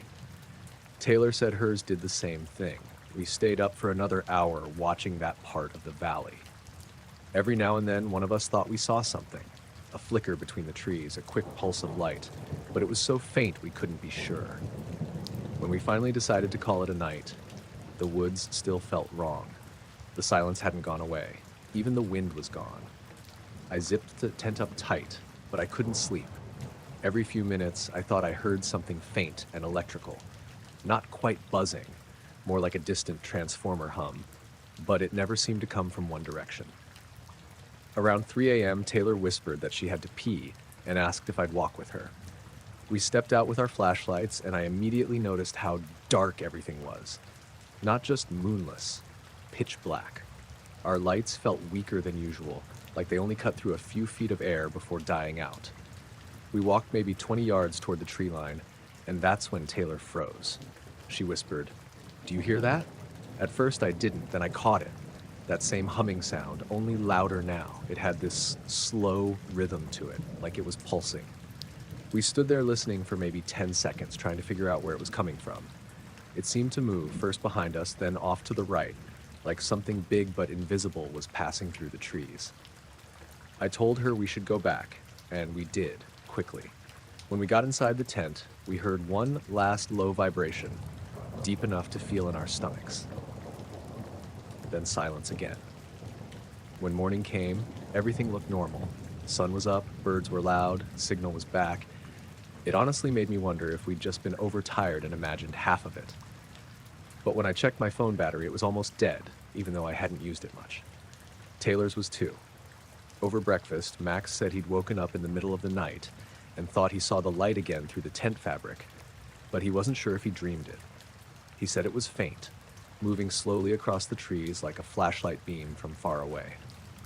We decided to hike down toward the valley that afternoon. It was steep, but not too bad. The woods down there felt different, damp, colder, even though it was still hot out. We found a small clearing with burned-looking grass, maybe 20 feet across, right where we figured the light had stopped. The ground smelled like metal. There were no tracks, no debris, just that smell and a weird circular patch where the dirt was darker. Jordan joked that it was just campers with fireworks, but nobody laughed. We didn't stay down there long. When we got back to camp, we packed up early and drove home that evening. I didn't think much about it until a few days later when I was going through my phone. I'd completely forgotten I'd tried to record that night. The video was only 3 seconds long, and it was just black. No light, no sound, except for this low, pulsing hum in the background. Not constant, just rhythmic. It sounded exactly like what we heard in the woods later that night. I showed it to Taylor, and she said she never heard that sound while we were recording. None of us did. But it's there, clear as day. I sent the clip to Max and Jordan, and they both swore it wasn't edited. Max said he'd play it on his speaker, and his dog started barking at it immediately. I don't know what to make of it. It's still on my phone, that short black clip with the humming that none of us heard. Sometimes I play it with headphones just to see if I missed something in the background. The weird part is that if you turn the volume up all the way, at the very end of the clip, right before it cuts off, you can hear something faint. Not a voice exactly, more like a sharp inhale, close to the mic. I've shown it to a few people, and most of them say it's probably interference. I've tried recording in the same spot, and nothing like that ever shows up. We haven't gone camping together since. I was flying a night cargo route from Spokane to Billings, one of those quiet, uneventful runs where you mostly just watch the instruments and try not to think about how alone you are up there. It was around 2:30 in the morning, clear sky, no turbulence, just a light haze off to the west. I'd made this trip dozens of times, usually half asleep by the midpoint, sipping cold coffee and watching the moon creep across the windshield. That night, I was about 90 miles east of Missoula, cruising at 28,000 feet. Everything was routine. I remember checking the altimeter, then glancing outside, the way you do when you get bored and just want to remind yourself there's still a world out there beyond the cockpit glass. That's when I saw a small flash above the cloud layer, like sunlight reflecting off metal, except there wasn't any sunlight. The moon was behind me, low on the horizon.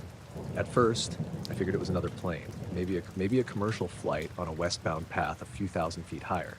But when I radioed into ATC to ask if they had any traffic near my altitude, the controller came back with negative. Only you in that airspace. I didn't think much of it. Sky's big, radar coverage has gaps in that region. Could have been anything, but about 30 seconds later, I caught it again. Same flash, same spot, dead ahead and slightly above my altitude. This time, it wasn't just a flicker. It held steady, a pale silver gleam just beyond the front windshield. I leaned forward, trying to keep it in sight while juggling the yoke with one hand. The weird part was how steady it was. No navigation lights, no strobes, no movement. Just this pinpoint reflection that somehow stayed perfectly centered no matter how I adjusted my heading.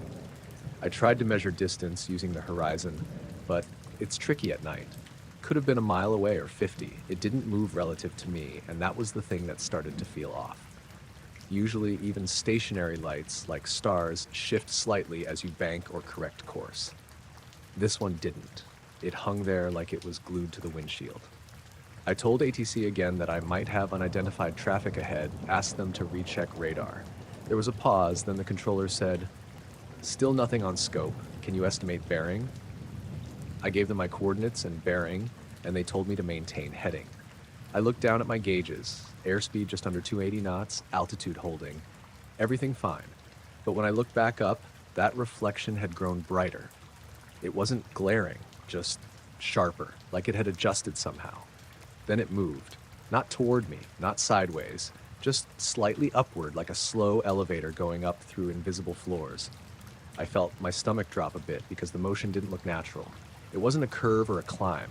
It was too perfect, a clean vertical line. I followed it visually until it faded into the black above the clouds. Gone. I sat there for a few seconds, waiting for it to reappear, but the sky was empty. I almost convinced myself it was just some atmospheric trick, light hitting ice crystals or something. But before I could finish the thought, the reflection came back. It appeared lower this time, near my right wingtip. I flinched, instinctively pulling slightly left, but it held its position like it was tethered to me. I craned my neck and saw it was actually above the wing, not close enough to trigger any alarms, but near enough that I could make out shape, or lack of one. It wasn't round or oblong. It didn't have edges. It was just a reflection, pure and sharp, hovering in midair where nothing should reflect. November 7-4 Delta, are you showing any weather anomalies ahead? I asked ATC, trying to sound casual. Negative, conditions are clear. You still have visual? Affirmative. Objects maintaining altitude with me. Silence on the line for a few seconds. Then, copy. No radar contact. Continue as filed. That's all they said. Just keep going. The reflection followed for about 10 minutes. I checked the clock because I wanted to know if I was overreacting. 10 minutes exactly. It never drifted, never changed brightness, just stayed there, matching my speed and heading like it was locked on. I thought about grabbing my phone for a photo, but cargo planes aren't exactly roomy. Everything's strapped down and the phone was buried in my flight bag behind the seat. Besides, my hands were shaking a little. I didn't want to take my eyes off it. At one point, I banked 5 degrees north just to see what it'd do. The reflection adjusted instantly, same relative position. That was the part that unnerved me most. It wasn't random. It was reacting. Then, without warning, it rose. No acceleration curve, no noise, nothing. Just a smooth vertical movement that went from level with my cockpit to a speck disappearing straight upward in maybe 2 seconds. No sonic boom, no contrail, just gone. I waited for it to come back, but the sky stayed empty. After a few minutes, I called ATC again. November 7-4 Delta, the object's no longer in visual range. You sure you're not picking anything up? They confirmed again. No radar hits, no nearby traffic. The rest of the flight was dead quiet. I landed in Billings around 4:15, taxied to the cargo ramp, and started doing the usual post-flight checks. Everything looked normal except for one thing. The skin temperature reading on the right wing panel was about 10 degrees higher than the left. Not crazy, but noticeable. I wrote it up in the maintenance log. Didn't mention the reflection. The mechanic on duty, this older guy named Russ, came over while I was unloading and asked if I'd flown through any lightning. I said no, clear the whole way. He shrugged, said maybe I'd hit a patch of warm air. Later in the break room, I asked if the other pilots ever saw weird lights out there. A few of them laughed and told stories about static discharges and satellites, the usual stuff. But one guy, Eddie, who flew a similar route 2 nights a week, didn't laugh. He just said, "Yeah, east of Missoula, right?" I asked what he meant, and he said he'd seen something shiny in the same corridor last winter. Didn't follow him, though. Just appeared for a bit and vanished. I didn't sleep much that day. I kept replaying how smooth that upward movement was. You can't mistake motion like that. It was deliberate, not some drifting light or reflection. It didn't accelerate, it just moved. Straight up. A couple weeks later, I checked the flight data logs for that night out of curiosity. All normal readings. No deviations in speed or altitude. I asked if maintenance had found anything on the right wing panel, but they just said, heat differential resolved, like it was no big deal. I stopped flying that route for a while after that, switched to shorter regional hops. I told myself it was for the better schedule, but that wasn't really it. Sometimes on clear nights, I'll look up from the ground when I see a plane crossing over. Every now and then, I'll catch a glint above it, something shining for a second before it disappears. Could be another aircraft, could be nothing. But I always wait to see if it moves, if it follows. So far, nothing's ever matched speed with me again. The first night I saw it was a Tuesday. I live in a small house on the edge of Franklin, Maine, right where the town sort of fades into woods and marsh. There's maybe one street light at the corner, and after that it's just trees and darkness. My place backs up to a long stretch of forest that eventually runs all the way to Branch Lake. It's quiet, which I like. That night around 11, I was sitting in the living room with the TV on low, had lights off except for the lamp by the couch. I got up to take the trash out, and as I stepped onto the porch, I noticed something bright through the trees. At first, I thought it was the moon. It had that pale glow, kind of soft, but when I looked closer, I realized it was too low. Way too low. The tree line out back is maybe 40 feet tall, and this thing was hovering just above it, perfectly still. I stood there for a minute, waiting for it to move. It didn't. No flicker, no drift, just a solid white light. I watched long enough to start feeling dumb, like maybe it was a tower light or something, but there aren't any towers out there. I've hiked that way plenty of times. It's just forest and swamp. After a few minutes, I went back inside, kind of unsettled, but not scared. I looked out again before bed around 1:30, and it was still there. Same spot, same brightness. When I got up the next morning, it was gone. I didn't think about it much until the next night. Same time, around 11:30, I went to lock up before bed and saw it again. That same bright light, perfectly still above the tree line. I tried to convince myself it was maybe a plane lined up for approach to Bangor Airport, even though that's about 25 miles away and in the opposite direction. I watched for blinking or movement, but there wasn't any. I even went inside and grabbed my binoculars. Cheap ones I keep for bird watching. When I looked through them, the light didn't look like a point anymore. It was slightly oval-shaped, kind of like the end of a flashlight beam if you pointed at a wall. It was pure white, not yellow or orange like a star, and it didn't waver at all. I watched until my arms got tired. When I looked at the clock after I went back in, it was 12:46. I could have sworn I'd only been out there 20 minutes. By the third night, I started feeling uneasy. Same light, same spot, same stillness. It wasn't something far away, like a plane or satellite. It had that strange, near feeling, like when a flashlight beam cuts through fog right in front of you. That night, I called my neighbor, Beth. She lives across the street and a little downhill. I asked if she could see it from her place. She sounded tired, but humored me. "Hold on," she said. I waited, phone to my ear, listening to her open her door. A few seconds passed, then she said, "No, I don't see anything." That didn't make sense. If it was above the tree line behind my house, she should have had a clearer view of it. I told her never mind, that maybe I was just seeing something on my side. She said good night, and that was that. After that, it became routine. Every night around the same time, I'd look out and there it would be. I stopped watching for long. Just a quick glance, a confirmation it was still there. I tried not to make a big deal of it, but it bothered me more each time. The fifth night, something changed. I'd gone to bed early, but I woke up around 2:30 needing a drink of water. As I passed the back window, I glanced out automatically. Habit by then. The light was still there, but it looked slightly dimmer. I stared at it, half asleep, trying to figure out if that was real or just my eyes adjusting. Then I realized it wasn't dimming, it was pulsing. Slowly, rhythmically, not blinking. Just a soft fade in and out, like breathing.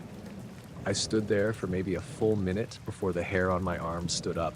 It wasn't because it was bright or threatening. There was something about the regularity of that pulse that felt wrong, like it was responding to something unseen.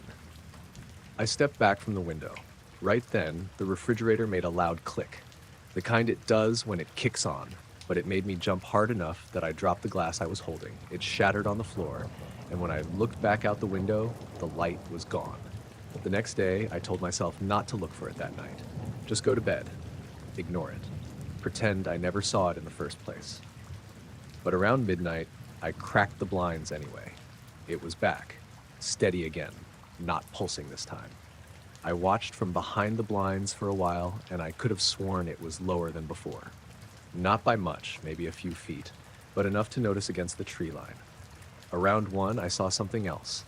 The woods underneath it, they flickered, like a shadow passed across them, even though there was no wind and no other lights.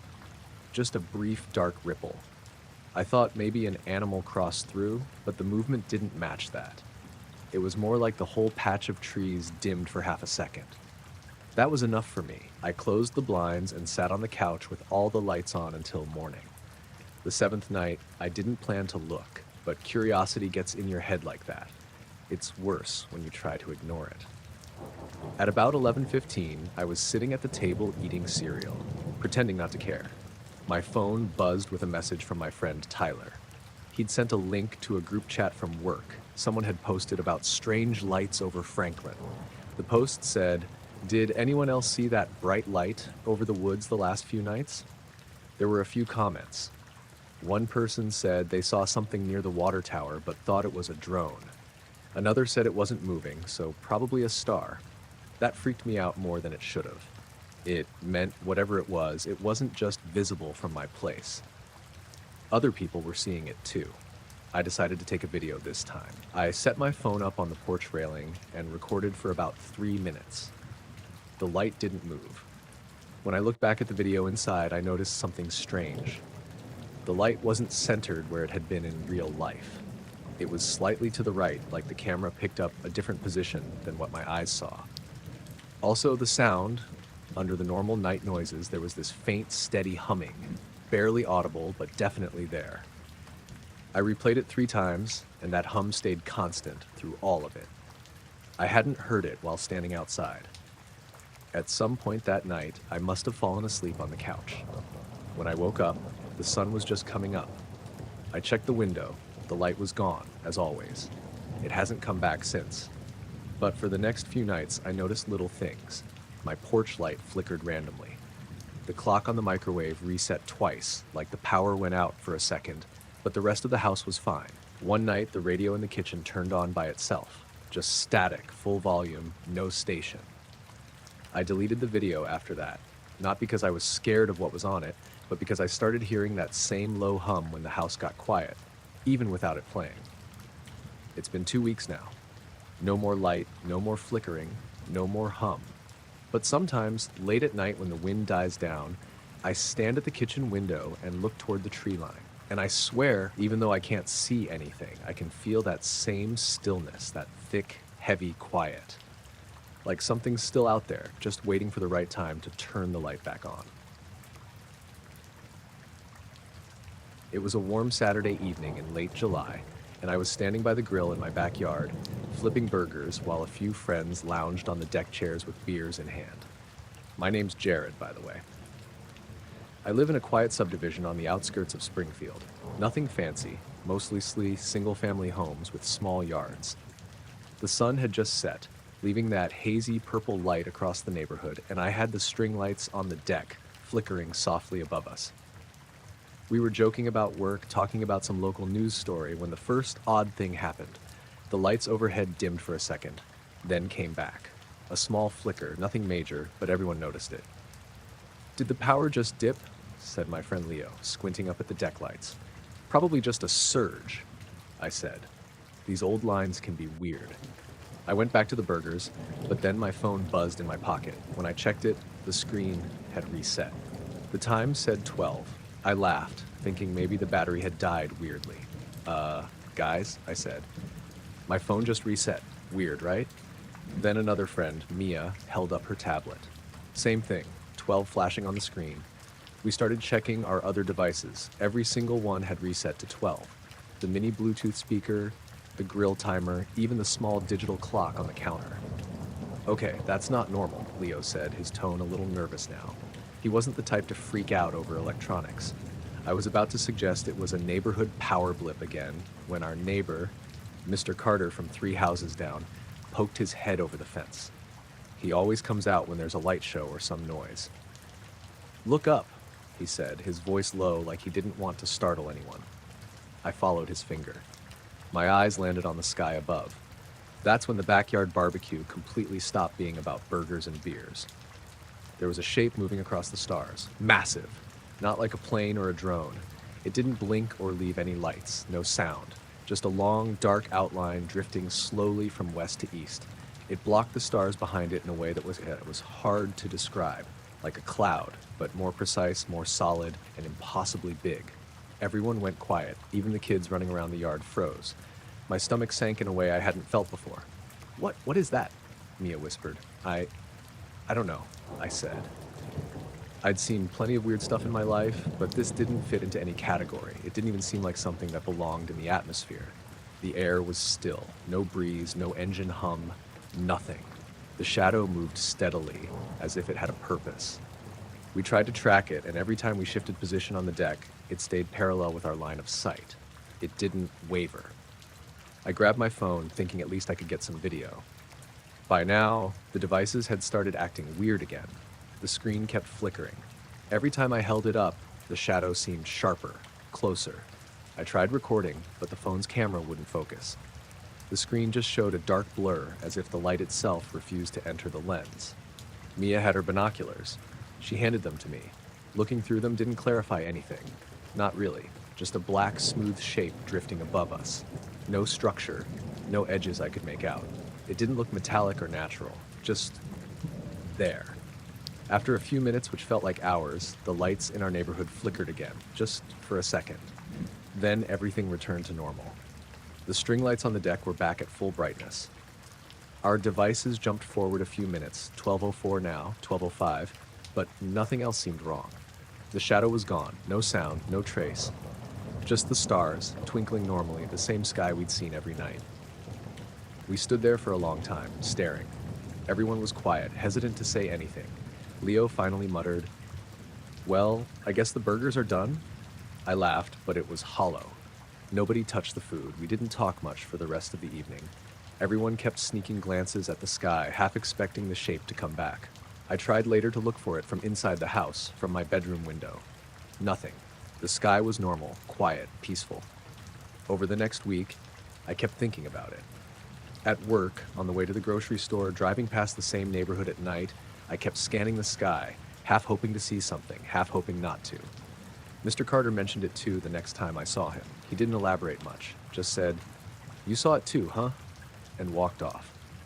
I told a few close friends, but nobody had an explanation. No planes were reported, no satellites passed over at that time, nothing. A few days later, the media picked up a local report of power anomalies in our area. Nothing serious, just short flickers, but no mention of anything in the sky. Sometimes at night, when I'm sitting on the deck and it's quiet, I'll look up at the stars. The shadow didn't leave a trace, but I feel like it's still out there somewhere, moving slowly, silently above the rooftops and trees.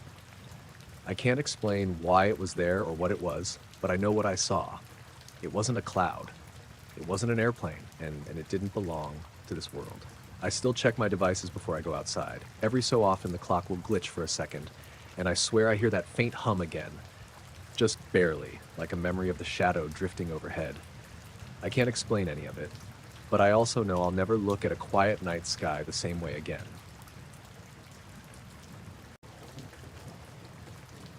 It was around 11 on a weeknight, late enough that the air had that heavy, still feeling to it. The kind where you can hear every small sound, crickets, the hum of a transformer, the wind sliding through the trees.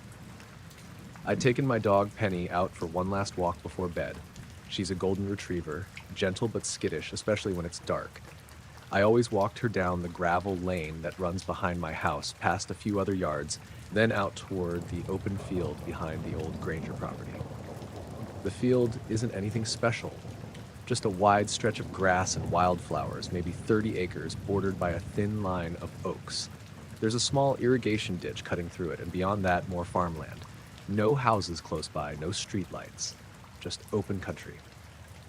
We'd been walking maybe 10 minutes when I noticed it, a pale glow off to the right, just above the grass. I thought it was a yard light at first, but there aren't any houses in that direction. It wasn't a steady light, either. It pulsed. Not bright enough to hurt your eyes, but enough that it stood out against the darkness. Penny stopped when she saw it. Her tail went stiff, not wagging, just frozen midair.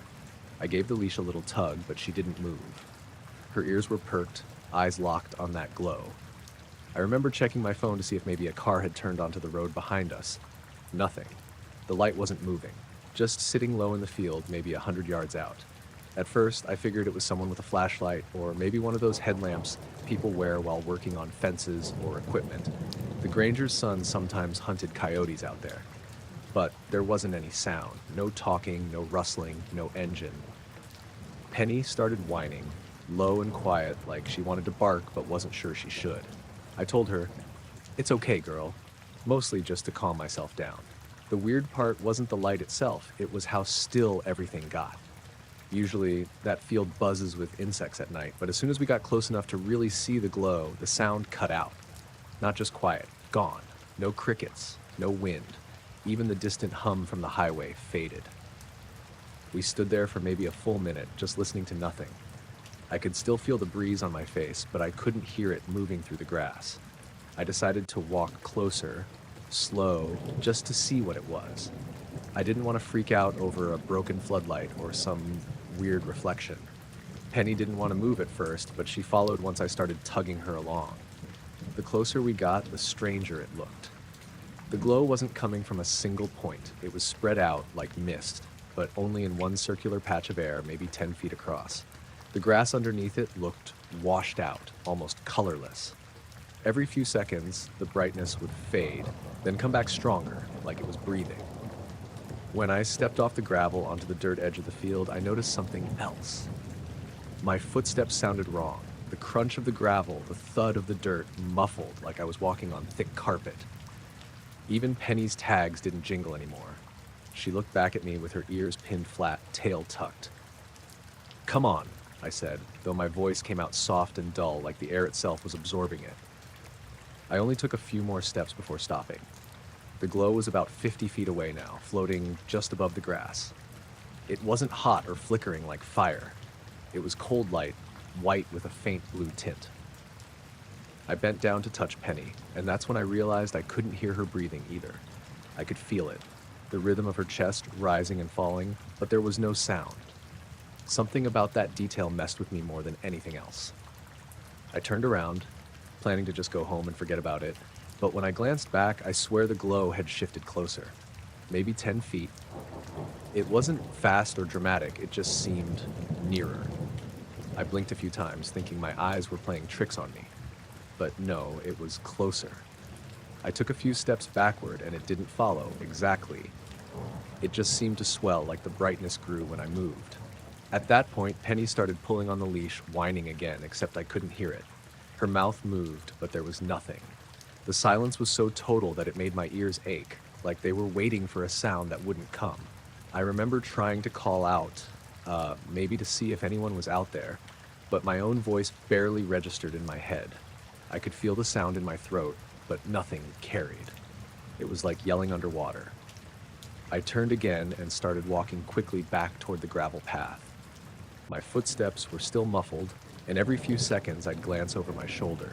The glow stayed in the field, pulsing slow and even, but I couldn't shake the feeling it was watching.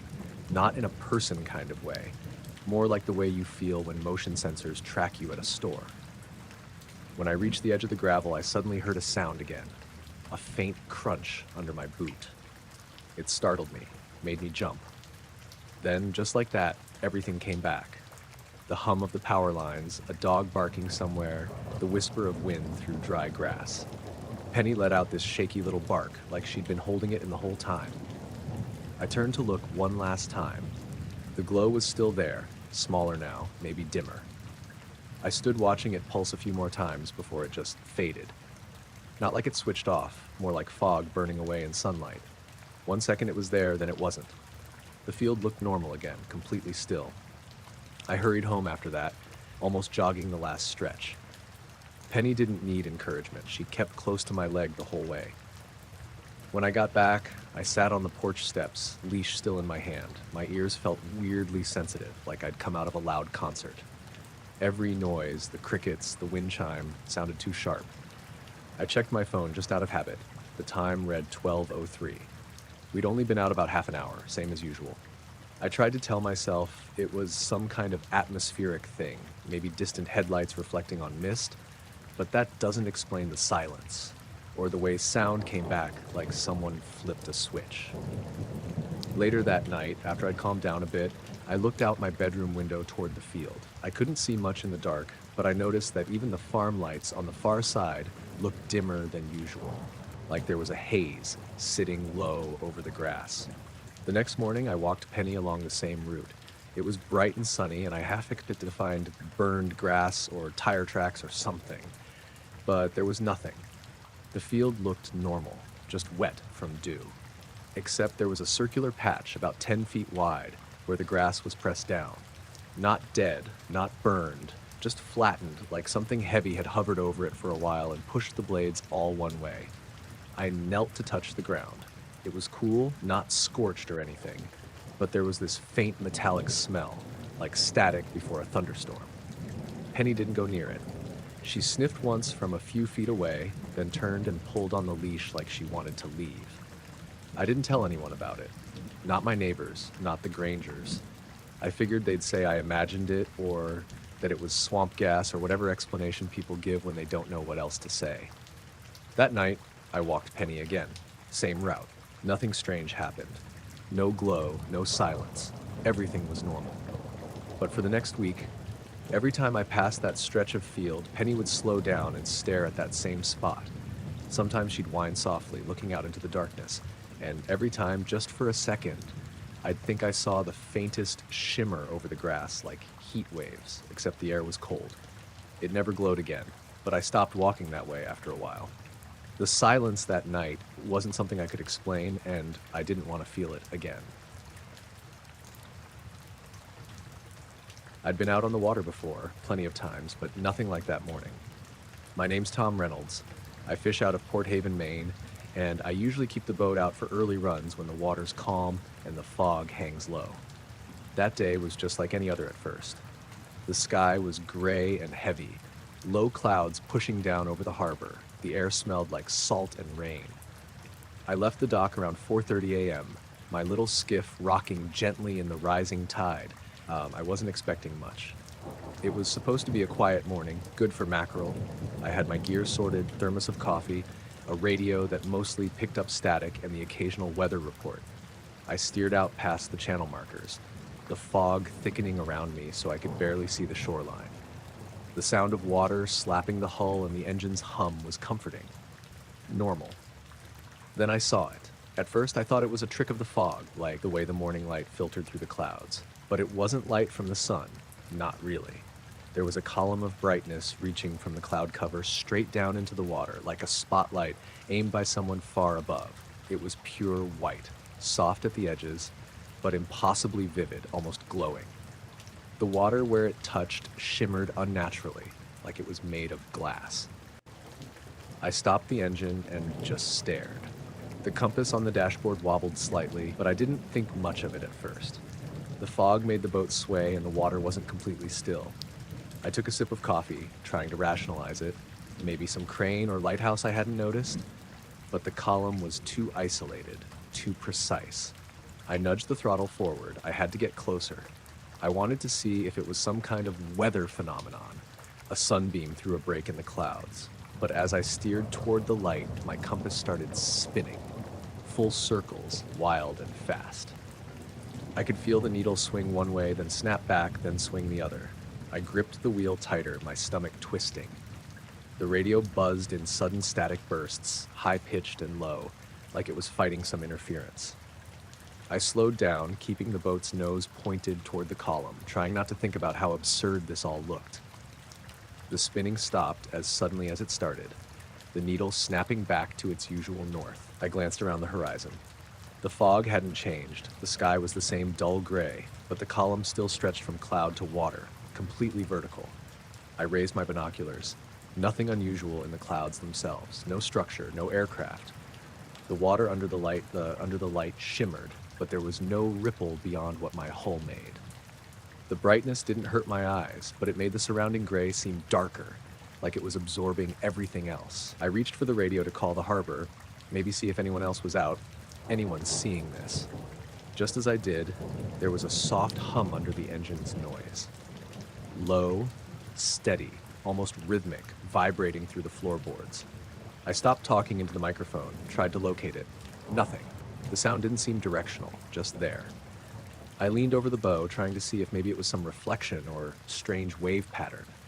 And that's when I noticed something else. The water inside the column wasn't moving like normal water.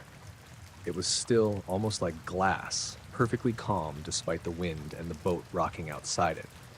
My reflection looked sharp, almost wrong, and then it shifted. like it warped just enough that I couldn't be sure it was me. The hum got slightly louder, or maybe it was closer. I could feel it in my chest, like the sound itself was pressing on my ribs. My heart started to race.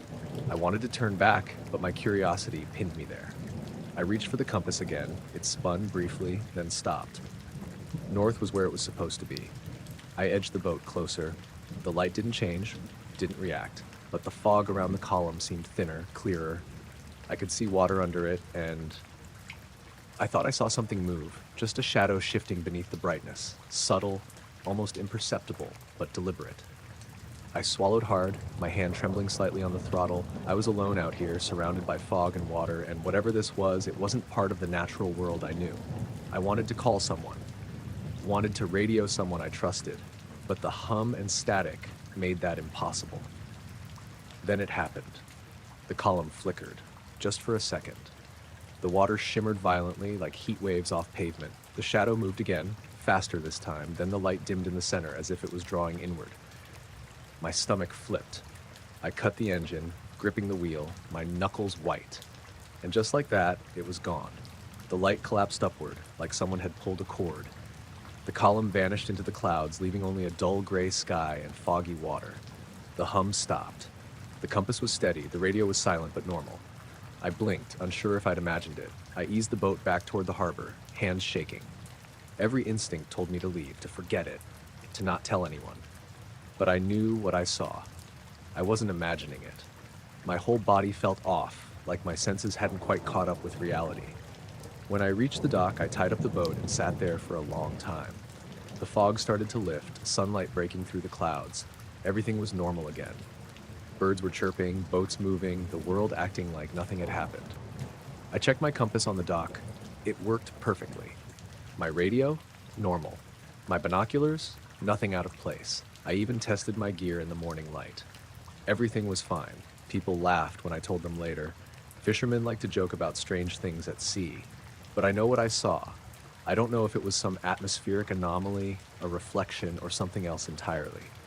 I keep thinking about that column of light, how the water under it didn't behave like water, how the shadow moved, subtly, deliberately. I haven't been back out to that spot since, but sometimes, early in the morning, before the fog clears, I swear I see a faint shimmer on the horizon and I feel the hum again in my chest. It's enough to make me grip the wheel a little tighter and wonder if that column will ever return.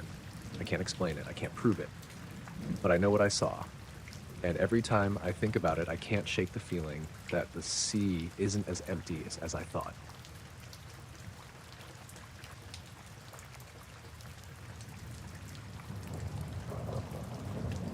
I pulled off the highway because the sky looked wrong. I'd been driving the long way home, up the old county road that climbs out of the valley and hugs the ridge for a few miles.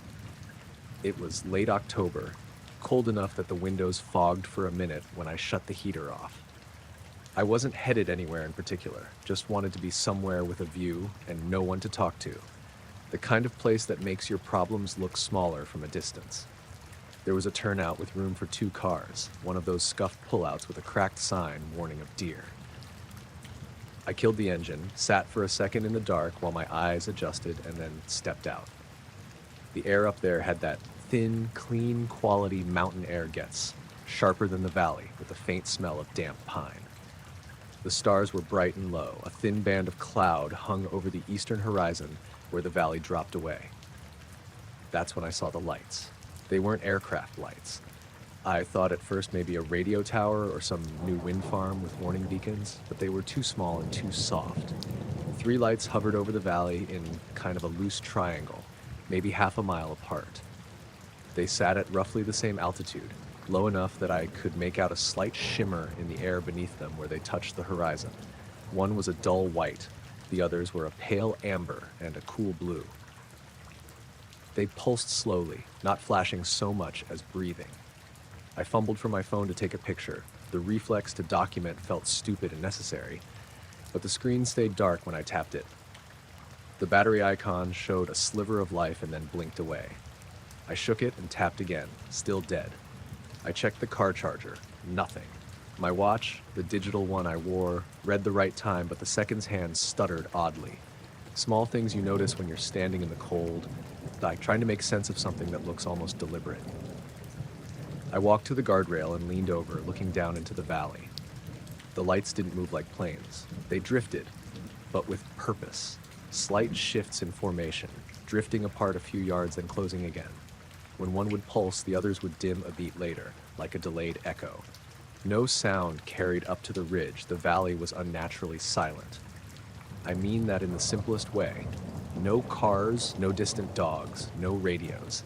Even the wind seemed to have been pulled under a lid. At first, I told myself it might be a private party down on someone's property, those new LED yard decorations people get. But there were no other sounds. No flash of white columns from houses, nothing that made a human explanation fit cleanly. The lights were set over a place where there's only old apple orchards and last year's cornfield. Nothing worth a light show. I noticed a faint thrum in the air then, a vibration under my feet. It was low, not the kind of noise you'd hear as much as feel, like the distant rumble of a train through your ribs. It didn't come from a single direction. It seemed to be in the whole bowl of the valley, steady and measured. My phone, the one that had blinked dead, lit up for a second with an incoming call screen, then went black again. No name, no number. I stayed up there longer than I probably should have. The triangle of lights held position, drifting slow, as if they were pulling on some invisible strings. Every so often, one of them would flare, briefly brighter than before, and when that happened, the air around it took on a thin film, like heat shimmer, but colder. My ears popped once, a hollow little crack, but there was no change in pressure I could feel. Small, weird little things kept happening. My breath seemed to hang in the air longer, like the fogging of my jacket collar was delayed, and my flashlight, when I aimed it toward the lights, showed nothing. The beam cut through the dark but stopped short where the shimmer began. People in town like to say the mountain plays games with your head at night. I'd always laughed at that. On the ridge, alone, with your old car idling and your coffee long gone cold, there's a certain thinness to reason. Fine. Call it wind, or light refracting off a cold pocket, or rural radio towers. I tried the practical angles, then crossed them off one by one. The lights had a pattern that wasn't accidental, and whatever they were about, whoever or whatever placed them there, was spending attention on that valley for a while. Eventually, the cold crept into my bones, and I went back to the car. I wanted the heater and the normal hum of the engine, and the slight normal annoyance of living things. When I opened the door, the interior light came on like it always did, and the dash clock blinked 12 for a second before returning to the right time. I put the key into the ignition and turned. Nothing. Just a single pathetic click. I waited, turned again, listened for the starter's grating whine. The battery light on the dash came on and then off in a slow blink. I thought maybe the cold had taken my battery in the night. I cycled the key, silence except for that click. The radio dial, which had been fine, now stilled on a station that's usually alive with static, only static, and then a thin, high-pitched whine under it that matched the valley hum. I killed the ignition, stepped out again, and listened. The lights had done the same small drift while I was in the car. They hovered, gentle and patient. The valley was the same flat, muted bowl, except for the lights and that throb under everything. My hood pinged slightly as it cooled. I rubbed my hands together and tried the engine again. The click again. After the third time, my frustration edged into a different kind of fear. If the car wouldn't turn over, I could be out there with no signal, stranded on the shoulder. There was a 1-bar icon on my phone when I opened it, then it sputtered and vanished. I pushed the hood release, pulled the latch, and popped the hood with cold fingers. The battery terminals looked fine, clamps tight, no corrosion. I jiggled the positive cable as a reflex. Nothing. There was a small humming beneath the engine bay that felt different than the valley thrum. It was sharper, as if something wanted to be heard but with a filter on it. The clock on the dash now read 12 solid, no seconds, like it had been reset to waiting. I should have called someone. I should have walked back down the road to the last house with a light. Instead, I sat on the bumper and watched the lights. I kept telling myself it was just a coincidence. Battery dying, cold, old car. But when another car went by on the highway a mile below, Its headlights didn't come into view the way they normally did. The road stayed black. The lights above the valley turned a shade brighter, and then dimmed one by one, as if whoever was tending them were watching me watch them. I tried to start the car again, and the same click answered me. Then when I looked up, one of the lights flared, the blue one this time, and the air shivered around it. The valley hummed louder for a beat. The car didn't start. My hands were on the key, breath fogging in quick little puffs. It took me a moment to notice that my voice sounded hollow when I said out loud, "This is ridiculous." The sound didn't travel far. Even my swear felt swallowed. That hush, absence of usual sound, made me want to move. I hopped into the driver's seat and snapped the dome light off, feeling foolish and exposed with every light on. I tried the starter one last time, the click. Then, as if someone finally let go of a string, the three lights in the valley dimmed to nearly nothing. They didn't move away, they just thinned as if curtains were being pulled. The hum eased and then stopped. The valley's blackness returned like a blanket dropped into place. The radio snapped from static to a faint AM station, carrying a late-night talk show in the exact place a heartbeat before there had been only a hiss. The phone, which had been a dead sliver, lit up again. I turned the key. The engine caught with a healthy, angry roar, and warm air hit my face. The dash clock hands resumed their normal march. For a moment, I sat there, fingers on the wheel, staring at the dark valley and trying to line up two different memories. Lights above like a slow constellation, and the ordinary blue of passing cars, and the humble, noisy certainty of my old engine. I drove slowly down the mountain. The road was wet up top, but clear on the switchbacks. My stomach didn't settle until I was past the last curve and could see the sodium glow of town spread out below. I pulled into my driveway later than I meant to and left the car running for a long time while I thought. Inside the house, the familiar noises returned. The hum of a refrigerator, a neighbor's muffled late-night TV, the kettle on the counter clicking off when it boiled. I made coffee and drank it standing in the kitchen, hands wrapped around the mug. In the morning, I went back up to the turnout. There were no skid marks, no scorch on the road, nothing unusual in the gravel. The valley looked like any valley you pass on your way home. Up close, there was no sign the lights had been anything but the mischief of a tired brain. The only physical remnant was a small circle of ground on the shoulder where the frost had melted in a neat ring under where my car had sat, as if the cold had been rearranged for a few hours. I didn't tell anyone at work that day. How could I? Say what? That lights hung in a valley and my car wouldn't start until they left? It would sound like boredom talking itself into a story. I told myself the sensible things. Battery on its way out, optics playing games in the dark, the mind trying to knit patterns out of unrelated threads. But that night, when I passed the ridge on the highway, I slowed down the same way I did before. Part of me wants to watch the valley for what's left of the night, and part of me wants to put as many miles between me and that bowl of dark as possible. I cannot explain why the engine refused to turn over while the lights were there, or why the valley held no ordinary sound.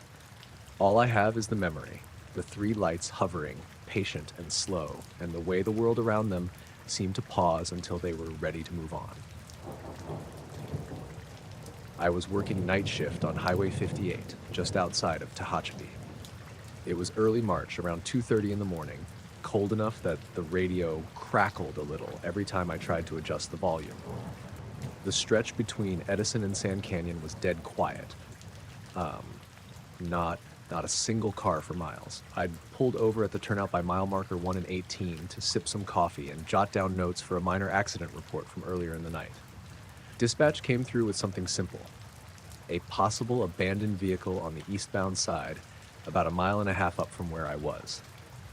Caller said it was stopped on the shoulder with hazard lights flashing, but no one around.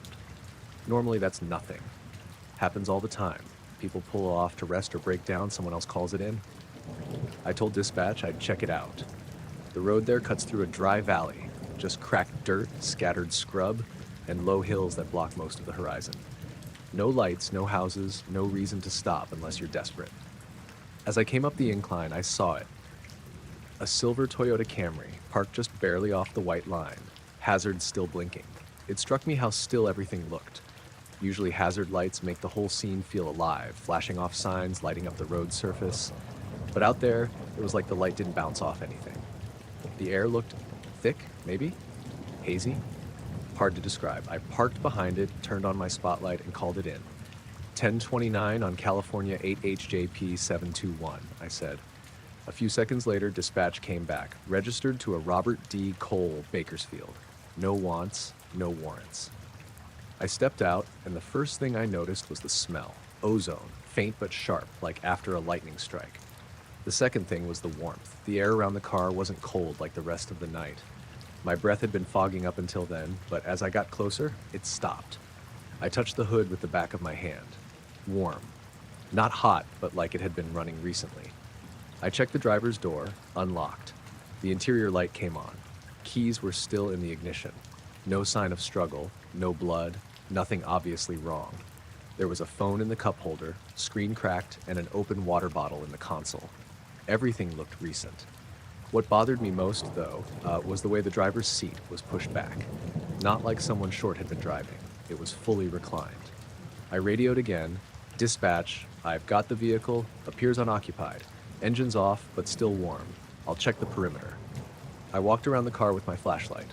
That's when I saw it. A perfect circular mark in the asphalt, maybe 3 feet in diameter, about 2 feet off the passenger side. The edges were crisp, not like a burn from a tire or a flare, just a smooth, blackened circle.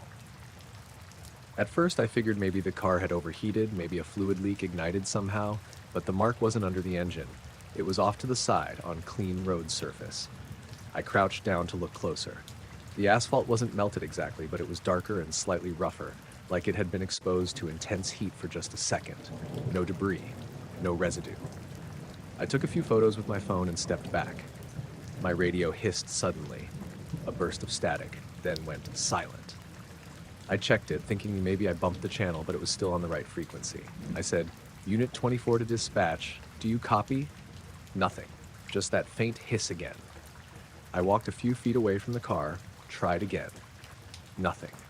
I even stepped toward the shoulder facing the open valley, thinking maybe the hills were blocking the signal. Still nothing. Then from somewhere in the distance, I don't know how far, I heard this low, pulsing hum. Not mechanical, not like an engine.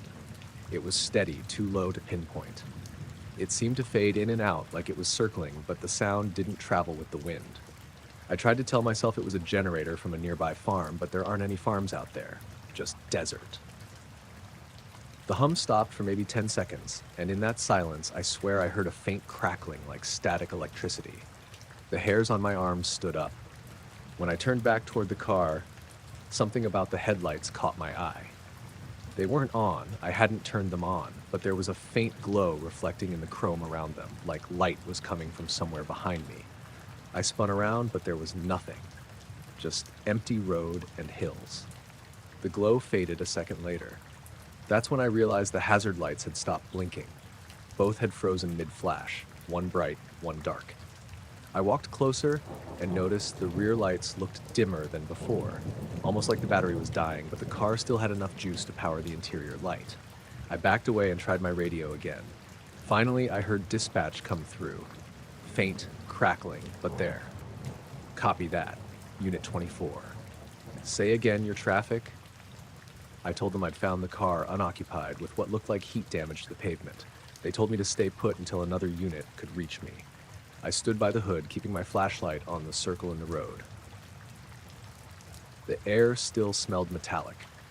Every few seconds, I thought I saw the edges of the circle shimmer a little, like heat waves on asphalt in summer. I even held my hand over it, didn't feel any warmth. About 10 minutes later, the other unit arrived, Officer Jimenez. As soon as his headlights came into view, I felt the air change again.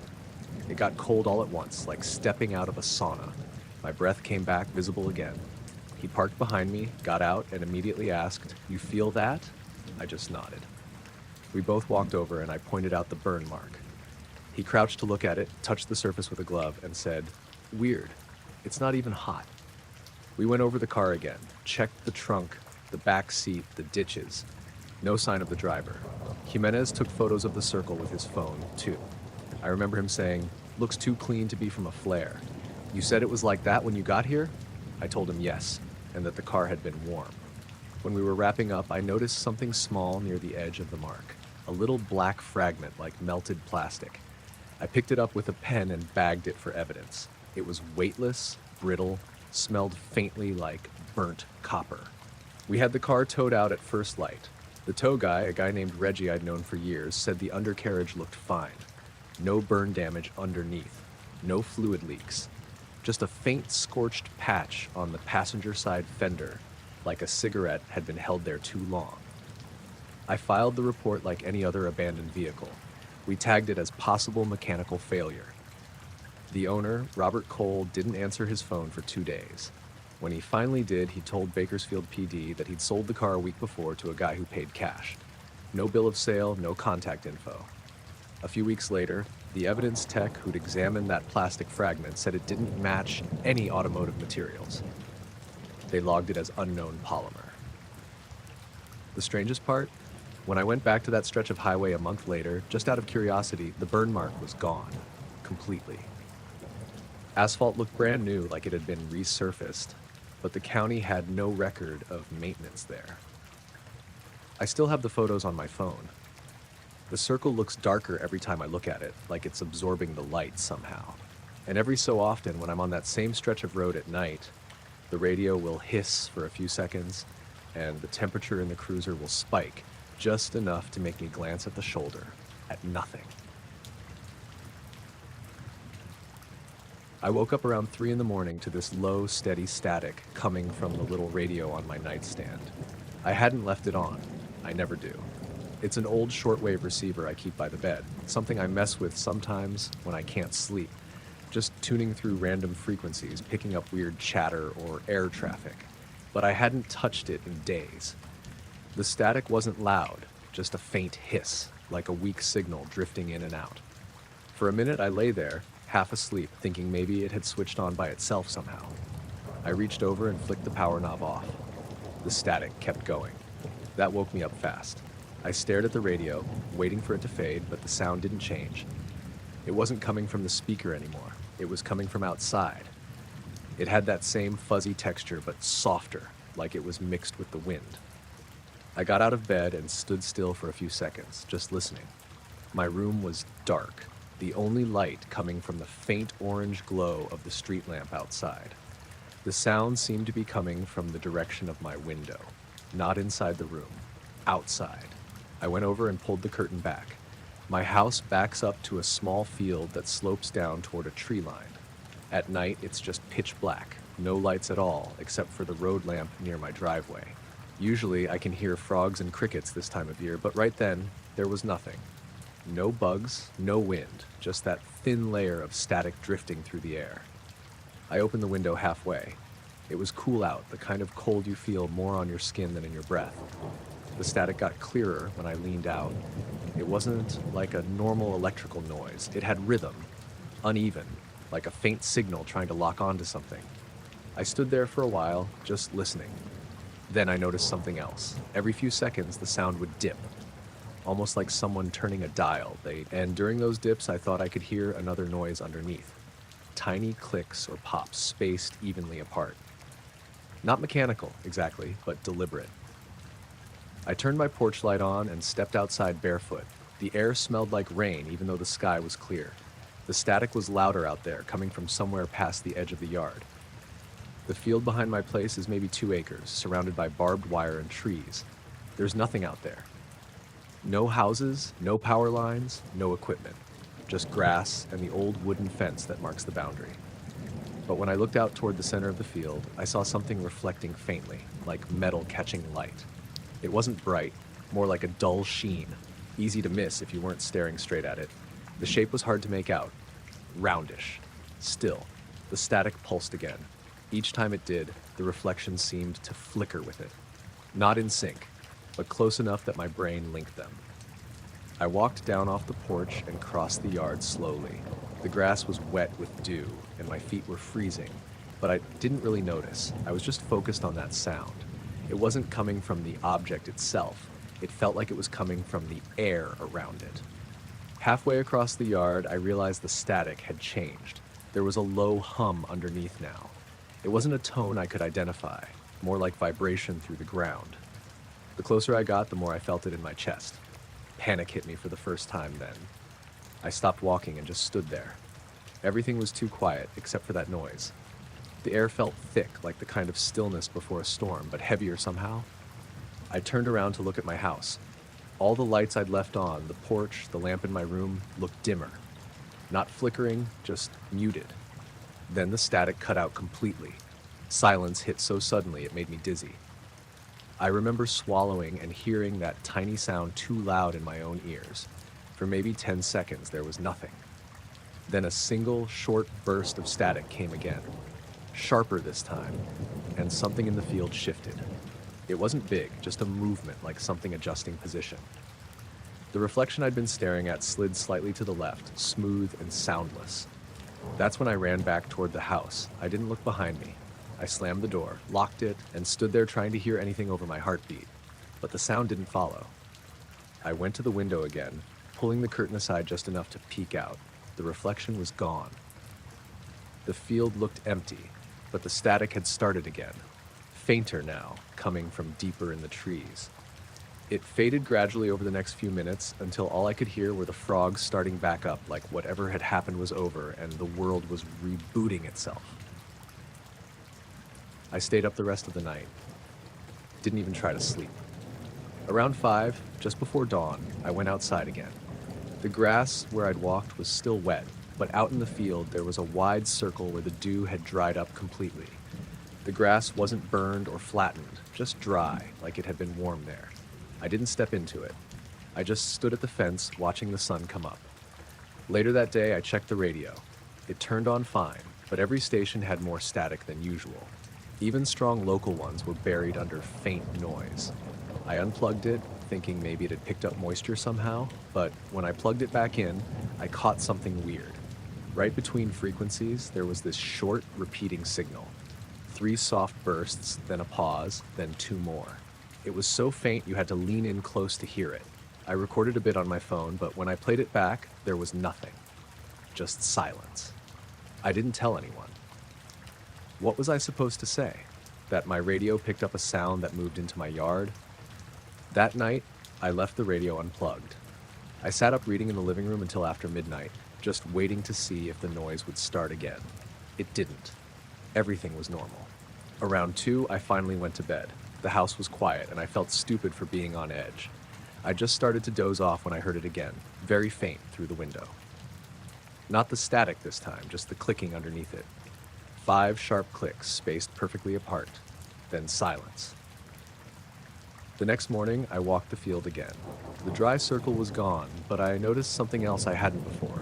Small impressions in the dirt near where the grass had been warm, not footprints. They were too shallow and evenly spaced, almost like marks from a tripod, except there were 4 of them, each about the size of a coffee mug base, sunk maybe half an inch. They didn't lead anywhere, just 4 marks in the shape of a square, a few feet apart, right where I'd seen the reflection. I didn't sleep well the rest of that week. Every night I'd wake up around 3, listen hard, and hear nothing. But the silence never felt right, like there was something missing under it. On Thursday, I tried turning the radio back on again, just to check. Every station was clear, no static. But when I turned the tuning knob slowly across the bands, there was one spot right in between 2 frequencies where everything went dead quiet for a split second. Not static, not noise. Just total silence, sharp and absolute. And in that half second, before the static came back, I could have sworn I heard a faint hum, like something far off was matching the signal. Then it was gone. I unplugged the radio and put it in the closet. It's still there, covered with an old towel. I haven't heard the static since, but some nights, when the wind dies completely and the crickets stop for a few seconds, I'll catch myself straining to listen. It's not that I expect to hear it again. It's that sometimes, when everything gets quiet enough, it feels like I already do. I was driving through the desert on my way to visit my brother in Tucson. It was early spring, late at night, one of those drives where the sky feels endless and the road just disappears into it. I'd left from Barstow around 10 p.m., planning to make it most of the way before sleeping in the back of my truck. It was warm out, dry enough that I had the windows cracked just to get some air moving. There wasn't much out there, just sand, scrub, and the occasional cluster of dark rocks that looked like distant buildings until you got close. Around midnight, I stopped at a gas station near Amboy for coffee and a bathroom break. The place was half lit, one flickering bulb buzzing above the door. The guy behind the counter looked half asleep, but nodded when I walked in. I bought a bottle of water, a cup of coffee, and a pack of jerky. When I came back out, the desert had gone completely still. The air felt heavier than before, like the wind had just stopped. The highway out of Amboy was straight for miles. I put on some low music, an old playlist I kept for road trips, and zoned out. Headlights sweeping across the empty asphalt. Every few minutes, I'd pass a mile marker, then nothing but dark again. I didn't see another car for nearly half an hour. Somewhere around midnight 30, I noticed a faint glow in the rearview mirror. At first, I thought it was another car coming up behind me, but the light didn't look right. It wasn't the white of headlights. It was softer, pale yellow, almost like the color of a full moon behind clouds. It stayed distant for a while, maybe a mile back. After another few minutes, it seemed closer. I glanced back, expecting to see a pair of headlights by then, but it was just one round light, perfectly centered in my mirror. It didn't bounce or shift like headlights do on uneven ground. It was steady, dead even with the road. I turned down the music and rolled the window up. The silence inside the cab made the hum of the tires louder, more rhythmic.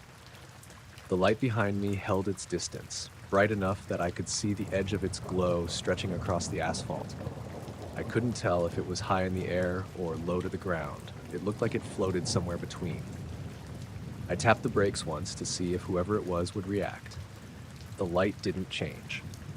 A few more miles passed, the road curved slightly to the right, and I took the turn fast enough that anything behind me should have shifted out of view, but it didn't. When I straightened out, the light was still there. Same spot in the mirror, same distance, same intensity. I slowed down to 50. It slowed too. I sped up to 75, the engine whining a little. Still there. Always perfectly behind me, like it was attached by an invisible string. By then, my hands were slick on the steering wheel. I cracked the window again, trying to hear anything. An engine, maybe, but there was nothing except the steady sound of my own tires. The desert on both sides of the highway stretched out flat and pale under the moonlight. Not a single building or car in sight. About 10 minutes later, I decided to pull over. There was a wide gravel shoulder on the right side. I flipped my blinker on out of habit and eased to a stop, headlights cutting across the scrub. The glow behind me stayed steady until my tires stopped turning. Then it blinked out. Just gone. At first, I thought maybe it had ducked behind a rise or a curve, but the road behind me was straight and empty. I stepped out of the truck, the warm air hitting me in the face. I left the door open and stood by the cab, watching the horizon. Nothing. The desert was dead quiet. No wind, no insects, not even the distant hum of power lines. The kind of quiet that feels like it's pressing against your eardrums. I turned in a slow circle, scanning every direction. The stars were out, bright, sharp, spread across the sky like salt. The highway stretched out behind me in a thin silver line, disappearing into the dark. I walked a few steps onto the asphalt, my boots crunching against small pebbles. Still nothing. I climbed back in the truck, shut the door, and sat there with the engine idling. My watch said 1:07 a.m. I stared into the mirror for a while, waiting for something to reappear. After maybe 5 minutes, I reached for my coffee cup and froze. The desert was still silent, but I could feel something change. A faint vibration under my seat, almost too subtle to notice. It wasn't the engine. I know what that feels like. This was different. It came and went in short waves, like a distant train moving underground. Then, off to my right, about 100 yards away, a dim light began to form above the scrub. It wasn't round this time, more like an oval, pulsing faintly, glowing from within. It rose slowly, maybe 10 feet, then hovered. I could see the outline of the desert beneath it faintly illuminated. I killed the headlights. My hands shook doing it. The inside of the cab went dark, and the only light was that pale glow outside. It hovered there for a few seconds, then drifted sideways across the highway, smooth and silent. It didn't cast shadows, it didn't make a sound, just moved steady and deliberate like it was scanning the ground. I don't know why, but I rolled my window down again. The air outside smelled like dust and something faintly metallic, almost like rain on steel. The hair on my arms lifted. I remember trying to convince myself it was some kind of drone, maybe from a nearby military range. But there was no red or green indicator light, no engine noise, nothing mechanical about it. The glow dimmed, then brightened again, 3 times, slow and even, and then faded completely. The second it vanished, the sound came back. Crickets, the faint whisper of wind moving through the brush. It was like the world unpaused. I sat there for a long time, staring into the dark. My phone was sitting in the cup holder. The screen was black, even though it had been plugged in the whole drive. When I hit the power button, nothing happened. I checked the charger cable, fine. Then I noticed the dashboard clock flashing 12, like the power had cut and reset itself. I turned the truck off and back on. Everything worked again, but the radio had reset too. The clock read 2:04. I checked my watch, 1:31. I couldn't tell which was right. I started driving again, slowly at first, checking the mirror every few seconds. The stars looked normal, the road normal. After maybe 10 minutes, I saw a faint set of headlights far ahead, somebody coming the other way. I don't know why, but seeing them made me feel relieved. The car passed. Just a beat-up sedan, 2 people inside. I glanced at them as they went by. They didn't look back. About 20 miles later, I pulled into a rest stop near Desert Center. A few trucks were parked in the lot, engines rumbling softly. I parked between them and sat there with the window cracked, trying to calm down. My phone had come back on by then, but when I looked at the lock screen, it said 3:12 a.m. I couldn't remember the last 30 or 40 minutes of the drive. I must have zoned out, but I didn't remember a single turn, not even passing the last few exits. When the sun came up, I walked around the truck before heading out again. There was a thin layer of dust on the paint, normal for desert driving, but the rear window had something strange on it. A faint white smear shaped like a curve, almost like the outline of a hand, but too large and too smooth. I wiped it with my sleeve, and it came off like chalk. The rest of the drive to Tucson was uneventful. No lights, no strange sounds. But that night, when I parked outside my brother's place, I noticed something small I hadn't before. The clock in my truck still wouldn't hold the right time. No matter how many times I set it, it drifted ahead exactly 33 minutes by the next morning. Every time. I eventually sold that truck, but sometimes when I'm driving long stretches of highway after dark, I still find myself checking the mirror too often. It's not like I expect to see anything, but when the road's empty and the sky feels too big, it's hard not to look. It happened 2 summers ago, late July. I was renting a cabin near Lake Manan in Idaho, one of those small Airbnbs tucked back along the tree line with a deck facing the water. It wasn't much, 1 bedroom, old furniture, spotty Wi-Fi, but I'd gone there to get away for a week, so that was fine by me. The lake itself was shallow and quiet, more like a wide pond. There were maybe 5 or 6 cabins spaced far apart along the shore, most of them empty except for one family across the lake who had a small dock and a pontoon boat. The first few days were normal. I fished, grilled on the deck, sat outside at night watching the stars. I liked how still everything was after sunset. No traffic, no city noise, just the occasional bullfrog or mosquito buzzing near the porch light. The second to last night I was there, though, something weird happened. It started around 10:30 p.m. I was sitting on the deck with a beer, scrolling through my phone, when I noticed a soft glow reflecting on the water. I thought at first it was the moon coming out from behind clouds, but when I looked up, the moon was on the opposite side of the sky, hidden behind trees. This light was coming from out over the lake, low, maybe 30 feet above the water. It wasn't bright, exactly, more like a hazy white shimmer, the way headlights look through fog. It wasn't moving much, just hovering, shifting slightly like it was floating in a breeze. I stood up and leaned against the railing. There was no sound at all, not even insects. The whole lake seemed muted. After a minute or two, I grabbed my phone and started recording. I remember trying to zoom in, but the picture just went blurry. You could still make out the reflection on the water, though, a soft oval of light rippling slightly. I recorded for maybe 40 seconds before it started to dim, like someone turning down a dimmer switch, then it just went out. Total darkness again. I stayed outside another 15 minutes, staring at the spot where it had been, but nothing came back. Eventually, I went inside, locked the door, and sat on the couch for a while. I didn't feel scared exactly, just uneasy. It was too quiet, even the frogs hadn't started up again. When I went to bed, I left the blinds open so I could see the lake. Around 2 a.m., I woke up for no reason. The room was faintly lit from the moon now, and I could see my reflection in the window. Behind me, on the water, there was a pale shimmer again, smaller this time, like a single point of light drifting along the surface. I blinked a few times, but it didn't go away.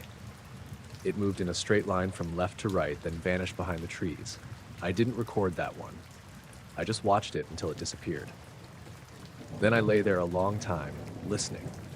Still no sounds outside, not even the usual creaks of the cabin. The next morning, I got up early. The air smelled like wet wood, and the lake was covered in a thin layer of mist. I made coffee and sat at the table while it burned off. The whole thing from the night before kept running through my head, so after breakfast, I pulled up the video on my phone to look at it again. When it started playing, I thought maybe I'd clicked the wrong file, because the screen just showed darkness. I scrubbed forward, but there was nothing. No light, no reflection, just a faint outline of the lake under moonlight. I replayed it twice more, squinting at the screen, thinking maybe the exposure had messed up. But the weird part wasn't that the light was missing, it was the sound. In the background, under the faint rustle of wind in the water, there was this low humming. Not mechanical, not like an engine. It pulsed, slow and even, like a deep note being played on repeat. The sound rose and fell rhythmically, maybe once every second. It wasn't something I'd noticed when I was actually out there recording. The night had been dead silent, but through the phone speaker it was clear as day. I replayed it through my earbuds, trying to figure out what it reminded me of. It almost sounded like when you blow across the top of a glass bottle, but lower, more drawn out. I walked around the cabin holding the phone, listening to make sure it wasn't interference or the fan or something. But the fan was off, and when I recorded a test clip from the deck, it was quiet except for birds. I even tried playing the clip back through my laptop to see if the sound was just an artifact of my phone speaker. Same thing, that low hum, steady and slow through the entire video. That night, I went back out to the deck around the same time, hoping maybe I'd see it again. The sky was clear, the lake calm, the moon was brighter. I kept my phone on the railing, camera ready. For about an hour, nothing happened. Then, around 11:20, I started hearing that same humming, but faint, like it was coming from far out over the lake. It was so quiet I thought I might be imagining it, but it grew slightly louder, still that same rhythm, low and even. The water looked normal. No light, no movement, just darkness. I recorded again, sweeping the camera across the lake, whispering to myself, trying to pick up any sound. I didn't see anything unusual. After about 2 minutes, the humming just faded out. I stayed up another hour, but it didn't return. When I checked the new video the next morning, it was the same thing.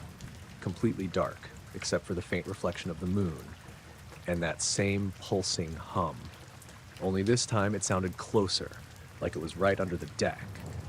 I could hear tiny vibrations between the pulses, like wood creaking. I saved the files and tried running a noise reduction filter on my laptop, thinking maybe I could isolate the frequency. All it did was make the sound clearer. You could hear tiny clicks beneath it, uneven and irregular, like tapping from inside a hollow surface. That afternoon, I walked around the shoreline looking for anything. A buoy, a piece of equipment, maybe a generator from one of the other cabins. There was nothing out there, just driftwood, mud, and reeds. I saw a few small fish near the shallows, but no boats, no debris, no reason for there to be light or sound the night before. When I looked across the lake toward the cabin opposite mine, I saw something that made me stop for a second. The people staying there, the same family I'd seen earlier in the week, were all standing near their dock, staring at the water. 2 adults and a kid. The man had a phone out, pointing it toward the lake. They stayed that way for maybe 30 seconds, then turned and went inside. I thought about walking around to ask what they'd seen, but it was a long walk around the shore and I didn't want to seem like a creep. That night was my last one there. Around 9 p.m., I packed most of my stuff so I could leave early in the morning. Before going to bed, I stepped out onto the deck one more time. The lake was calm again, mirror flat. I didn't see any light or hear any sound. But when I leaned on the railing, I noticed something strange, a faint vibration in the wood. Not enough to make a noise, but steady, almost like a heartbeat against my hand. It stopped after maybe 10 seconds. I didn't sleep much that night. Around 4 in the morning, I gave up and made coffee, sitting by the window until dawn. The mist was back, thicker this time. For a while, I thought I could see faint ripples moving across the lake, like something just under the surface was gliding through. It could have been wind, but the trees weren't moving. When I drove out later that morning, I passed the road that led to the other cabins. I slowed down, looking for the family's place across the water. Their car was gone. The dock was empty. Once I got home, I tried showing the video to a few friends. Everyone heard the same thing: the humming, the pulses, the clicking. A couple of them said it reminded them of sonar or underwater recordings. I tried uploading it online once, but for some reason the audio wouldn't process properly. It just came out as static. I still have the files on my laptop. I listen to them every now and then, trying to pick out patterns. Sometimes I think I can hear faint movement behind the hum, like something shifting in water. Other times it just sounds like a long, slow breath. I never figured out what it was, but whenever I'm near a lake now, especially at night, I notice how the silence feels. How sometimes, even when you think it's quiet, there's a rhythm underneath it.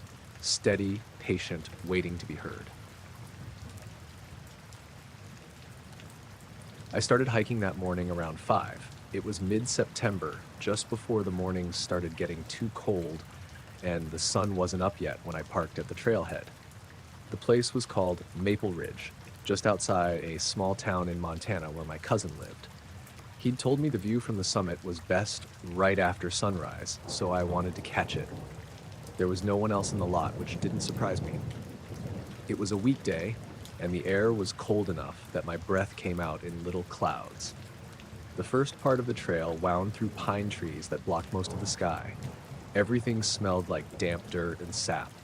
I had a thermos of coffee clipped to my pack, and every few minutes I'd stop to take a sip just to warm up.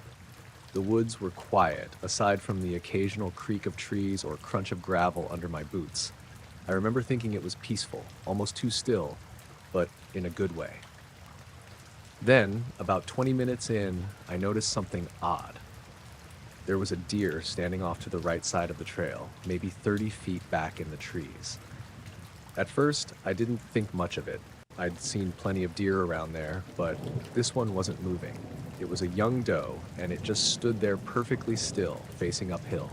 Even when I stopped walking, it didn't twitch or flinch like deer usually do when they notice you. I watched it for a few seconds, waiting for it to bolt. Nothing. I even coughed quietly to see if it would react, but it didn't. That's when I realized its head was tilted slightly upward, eyes fixed on something above the tree line. I turned to look. Through the gaps in the branches, I could see the sky starting to lighten, that pale blue you get just before sunrise. And there, faintly visible against it, were 3 small lights. They weren't bright like stars or plane lights. They looked almost hazy, like glowing marbles moving slowly behind a thin layer of fog. At first, I thought they were just stars, and I was imagining the movement. But they were definitely shifting. Not randomly, either.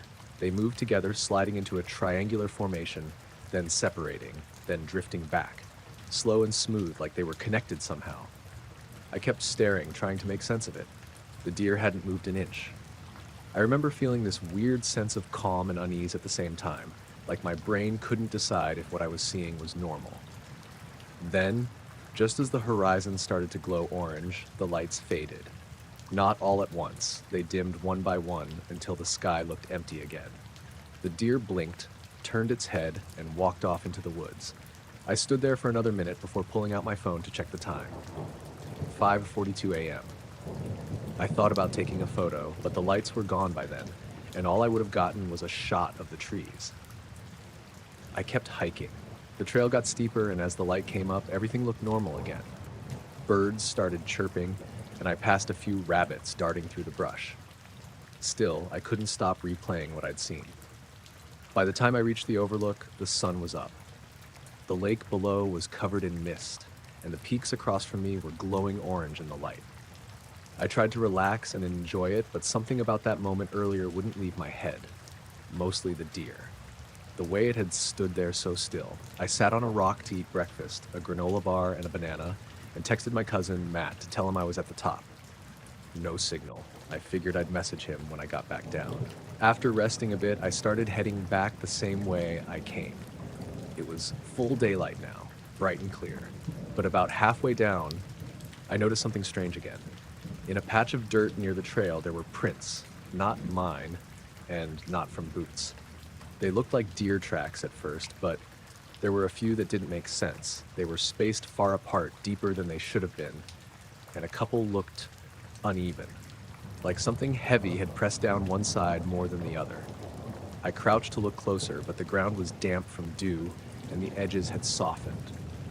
Still, they didn't look right. That's when I heard it, a low, humming noise, faint but steady. It sounded like wind passing through power lines, except there were no lines out there. I stood up and turned around, thinking maybe it was coming from some equipment or a generator nearby, but there was nothing, just trees. The sound lasted maybe 10 seconds, then stopped. Everything went quiet again. I decided to keep walking. A few minutes later, I passed the same spot where I'd seen the deer earlier. The area looked the same, except now there were two small patches of flattened grass right off the trail, maybe 3 feet wide each, like something had pressed down evenly in circles. I couldn't tell if it was related, but it made me pick up the pace anyway. The rest of the hike down was uneventful. When I reached the trailhead, 2 cars were parked next to mine. A couple of older guys were unloading fishing gear, and I almost asked if they'd seen anything weird that morning, but I stopped myself. It would have sounded stupid. When I got back to my cousin's place, I told him about it anyway. Matt's one of those guys who loves to tease, so I tried to keep it casual. Said something like, "Hey, we ever see lights out by Maple Ridge?" He asked what kind, and I told him. 3 faint orbs moving together. He shrugged and said he hadn't. Then he joked about me getting up too early and seeing satellites. That was fine by me. I didn't want to argue. But later that night, when we were sitting on his porch having a beer, he mentioned something that stuck with me. "There's a guy over in town," he said. "Used to do night hikes out that way. Said he stopped a couple years back after he heard something. Said it was like a generator that started and stopped out of nowhere. No houses nearby or anything. Scared the hell out of him. I asked if the guy ever said what he thought it was, and Matt just shrugged. Probably nothing," he said. That night, I couldn't sleep. I kept picturing the deer, how its neck had been stretched upward, how its body didn't twitch once. I pulled up a photo of the trail on my phone just to look at it in the dark, and when I checked the time at the top of the screen, it said 5:42 a.m. That same number from the morning. I don't know why, but it made me uncomfortable enough that I flipped the phone over. The next day, I drove back out toward the trail just to see it again in daylight. I didn't hike, just parked by the sign and looked up through the trees. There were a few clouds drifting across the sky, but nothing else. No sound, no strange feeling. On the drive back, I kept thinking about how slow those lights had moved, how perfectly smooth their motion was. Not like planes or drones. Just a steady, gliding pattern, completely synchronized. I tried to remember if there'd been wind, but I couldn't. Everything about that morning felt quiet in a way that's hard to describe. I went home the day after that. I didn't talk about it much afterward. Not because I thought people wouldn't believe me, but because I didn't really know how to explain it without making it sound like a dream. Sometimes, when I wake up early and step outside before sunrise, I find myself looking up just for a second. Most mornings, there's nothing but stars and clouds. But once in a while, if the air's still enough, I swear I catch a faint shimmer. 3 soft points drifting in slow circles before fading into the dawn.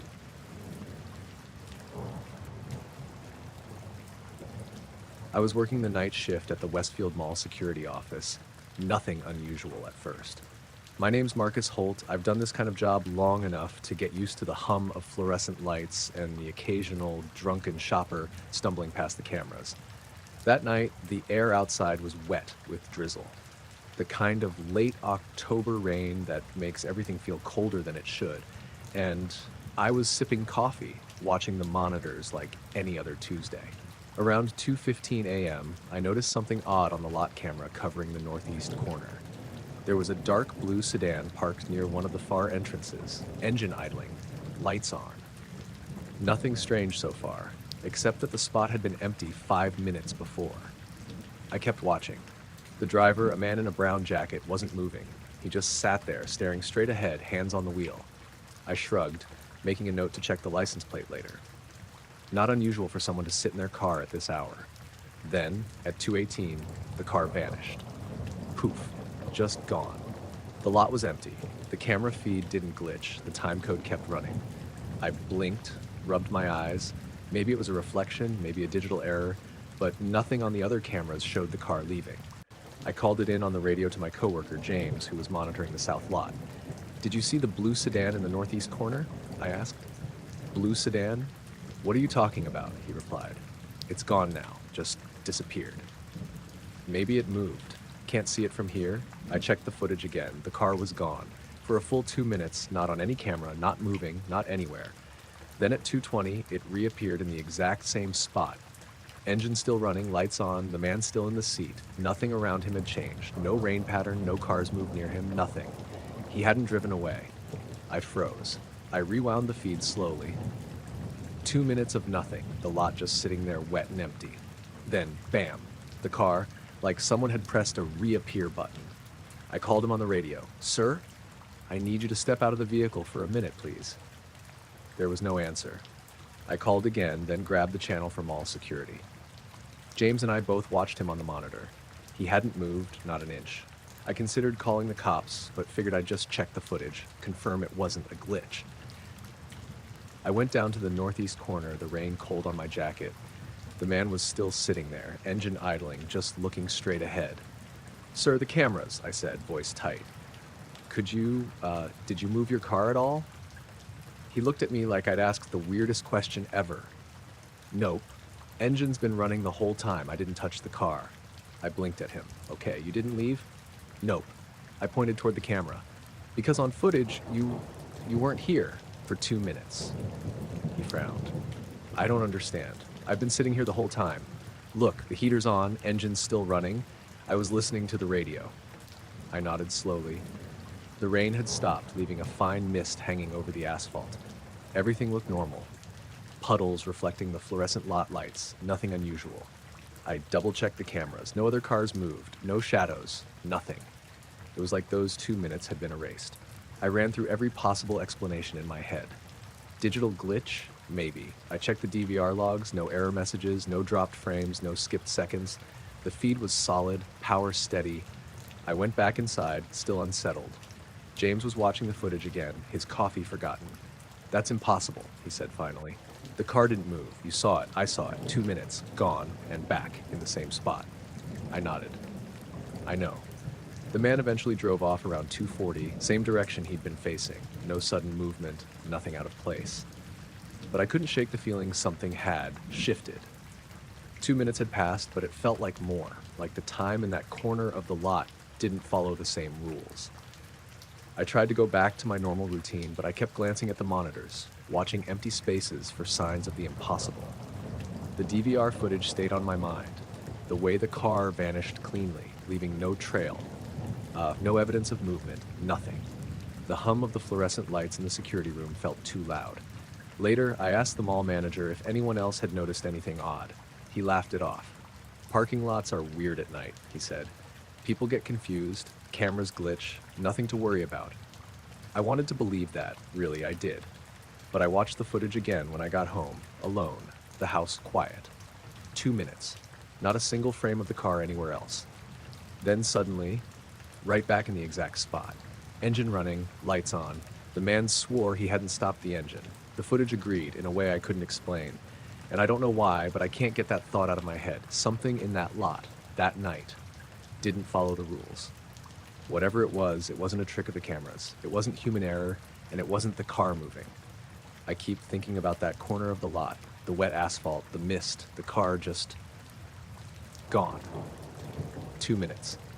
Nothing. And then back. The DVR proves it. The driver proves it. And yet, nothing else makes sense. I haven't seen anything like it since, and I don't think I want to.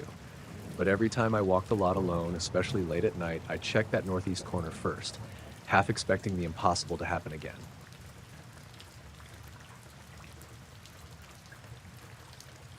I launched the drone off the cliff like I always did, gentle throttle until it cleared the scrub and folded into the wind. It was one of those late September evenings where the sun went quick and hard. The sort of dusk that turns everything slick with color for maybe 10 minutes and then it's gone. I wanted the light on the clouds over the bay, that thin band where the marine layer sits low and the boats look like toys. I've flown 100 times from that bluff.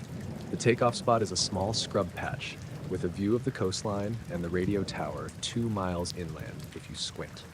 My name's Eli. I do landscaping by day and fly drones by habit whenever I need a small private thing to focus on. The Phantom hummed steady. I had my controller, goggles, and my phone tethered for telemetry.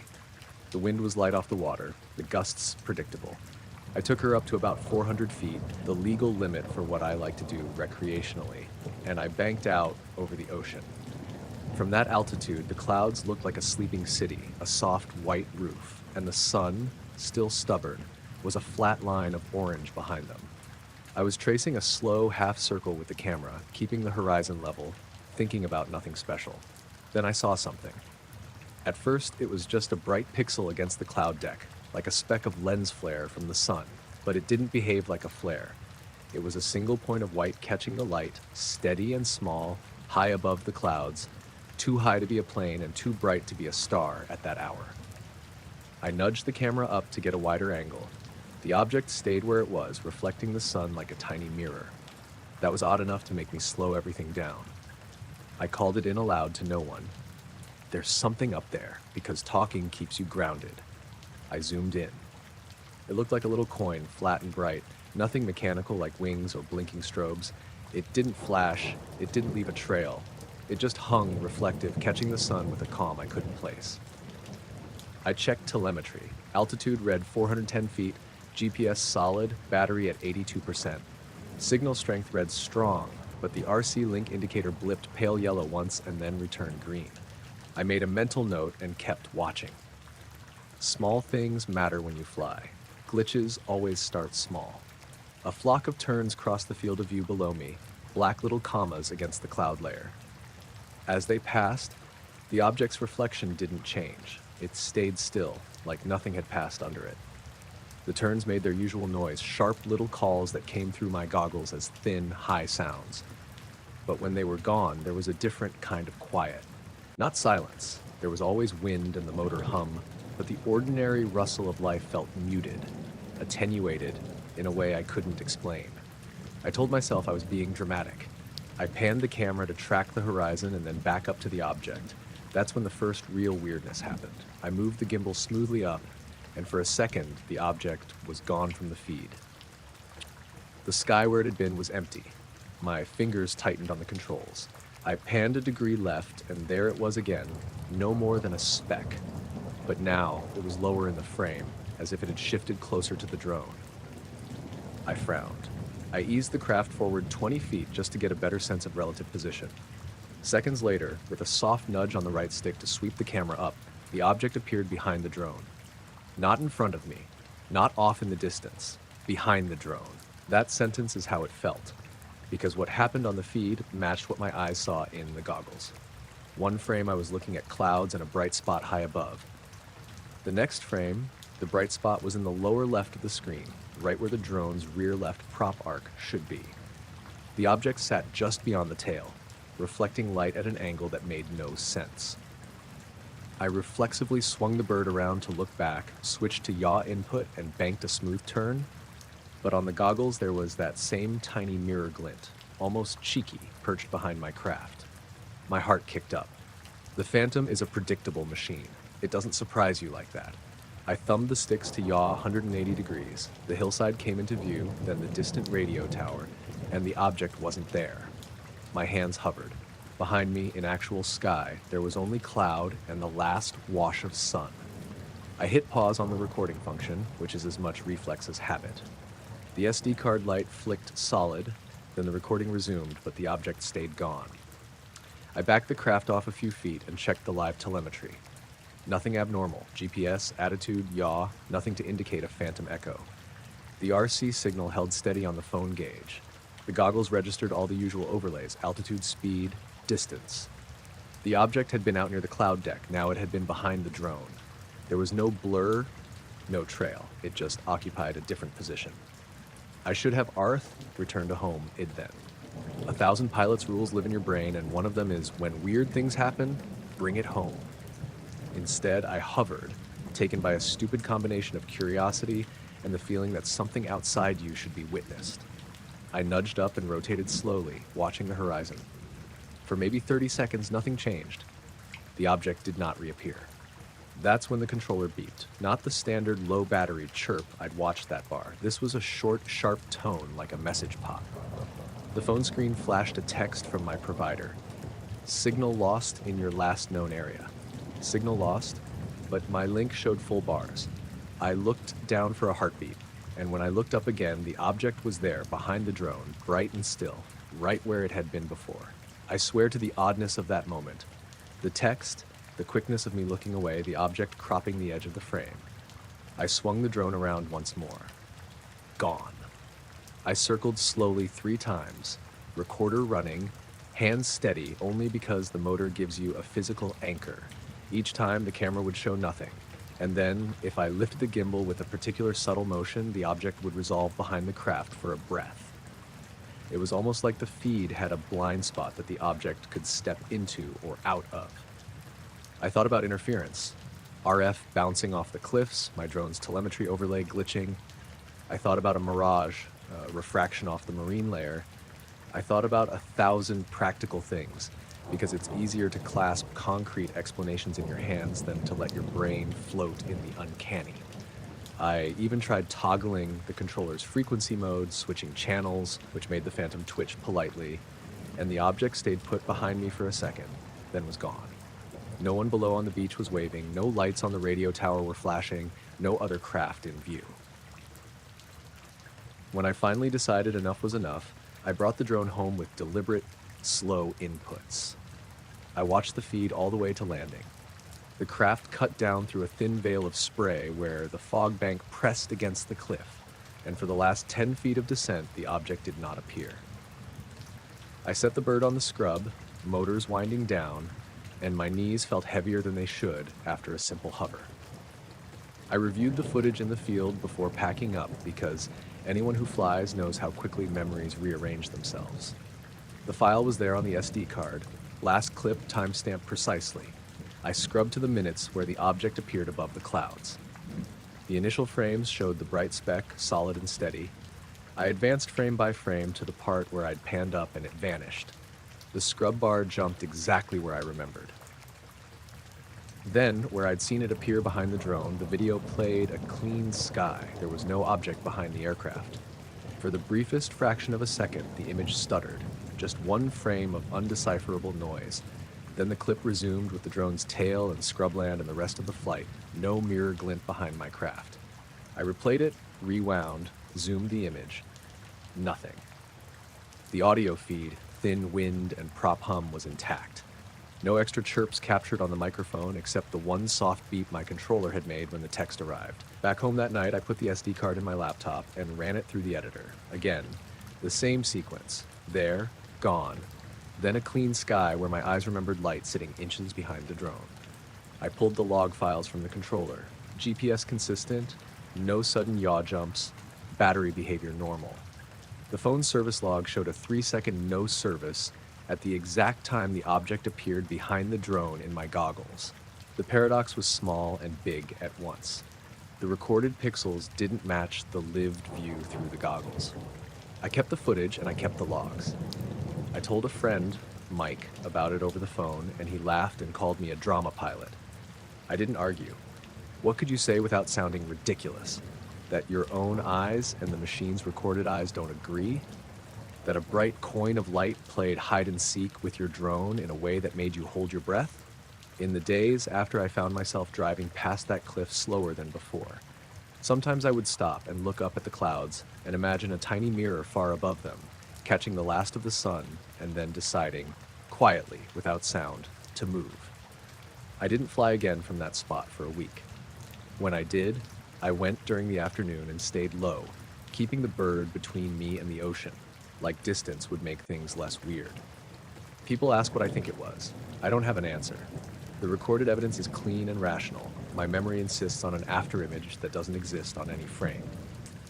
For all I have, it's a small, odd thing, a bright reflection, a second where the air rearranged how it showed itself to me, a moment where technology and perception didn't line up. I filed the clips, logged the telemetry, and kept flying elsewhere. But sometimes, when the sun hangs low and a cloud bank sits like a blank ceiling, I still look up, half expecting a coin of light to catch and wink.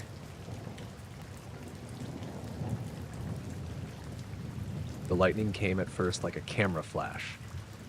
White, terrible, and all at once. And in that single instant, I saw something I couldn't have believed if my own eyes hadn't shown it to me. We were all in the living room.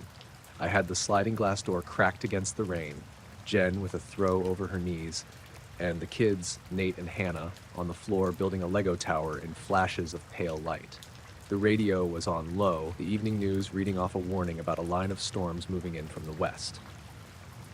The house smelled like popcorn. The dog, Otis, had worked himself into a tight roll behind the couch and was breathing in staccato pants. I'd been watching the road because I had to go into town in the morning, and I like to know whether the county's going to be slick. The line on the weather map looked like someone had scrawled a fist across it. I said out loud, "That looks bad." Exactly the sort of thing you say to make the moment ordinary. Nobody answered. We all watched the first bolt spit across the sky. When the flash hit, it wasn't the expected fork down the clouds. It poured across the whole horizon, a sheet of white that made the inside of the house seem like twilight. For half a heartbeat, the yard and the tops of the maples were so bright I could see every wet leaf. I could also see, just above the trees, something enormous and silver, like a hull, sections of it reflecting the lightning in clean, flat plains. It seemed to hover just beyond the tree line, larger than our house by so many times it made my brain blunder to scale. Square and smooth, a mass of panels without a single red or navigation light, and no sound at all. It was the way the thing was there and obvious and then gone that made my head work like a machine trying to reconcile two images. One frame with a huge metallic shape over the trees, the next frame nothing but rain and leaves. The flash itself lasted less than a second. My first move was stupidly practical, reach for my phone. The lock screen showed the time and a smear of rain. When I unlocked it, the camera app hung for a beat. I fumbled to press record, but the image I saved later was only the same lightning-stained tree line. No hull, no panels, no bright metal. My fingers shook more than I like to admit. Before that bolt, there had been other odd things. The wind had been wrong, too gusty, then oddly hollow like someone had sucked the air out of the street. The neighbor's porch light flickered twice and then stayed on. I remember thinking how strange that was because that lamp usually goes out with a wet bulb and never comes back on until morning. The street around us felt emptier than it should at the edge of a storm. No headlights in the distance, no bicyclist fighting the rain home. Otis had been extra alert. He got up from the couch when the first cloud bank roared and trotted to the sliding door, head cocked. When the flash lit the yard, he flattened like a beaten thing against the rug. We all said nothing at first. Jen put a finger under my chin like she used to when the kids were little and they were about to fall asleep. It was some subconscious plea for normality. The kids were still blinking from the flash, Lego bricks slipping from Nate's fingers. "What was that?" Hannah asked. Her voice was small, I could not say. The TV kept the storm line plodding across its map, but the bulletin tone faded into the background. I tuned to the window because people do that automatically.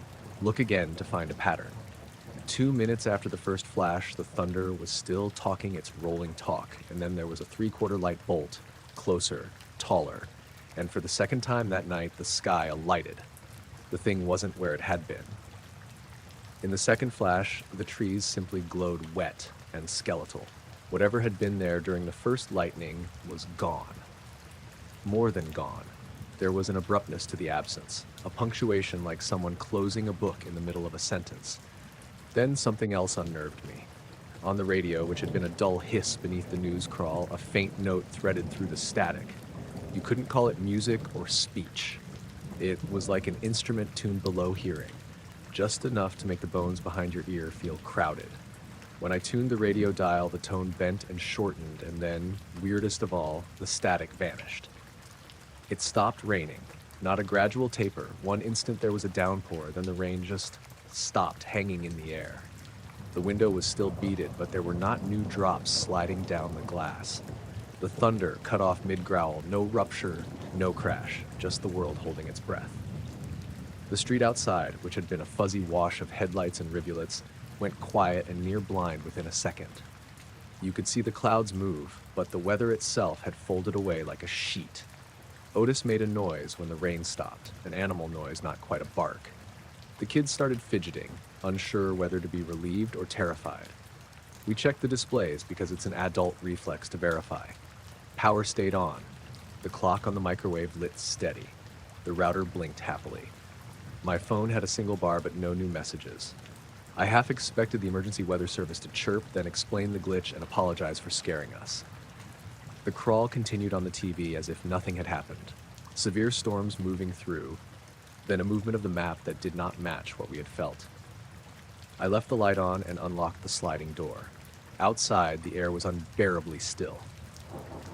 The normal post-storm smell of ozone and wet dirt hung on the edges of houses 2 blocks over, but the strip of trees lining our yard seemed to be holding a shadow like a hand held over them. I called out to Jen like it would make sense. "You saw it too, right?" And she nodded, mouth tight. She had been looking at the same place where the metallic thing had been, without seeing it this time, and that look of her face, sharp, closed, stayed with me. We debated calling someone. Who do you call? The airport? The police? The sheriff would write it down, put it in a log, and call us tomorrow if anybody else had seen anything. The airport might ask for coordinates. The kids were quiet in a way I had not heard them quiet before. Nate curled up under the throw like he was compressing himself into something small and safe. Hannah asked if it was a spaceship. I didn't say no, and I didn't say yes. It felt pointless to try and locate language for a thing that had been visible for a single heartbeat and then gone. Once the cloud mass cleared enough for normal rain to resume, the forecast on the TV said there had been a sudden cell collapse, localized and quickly dissipated.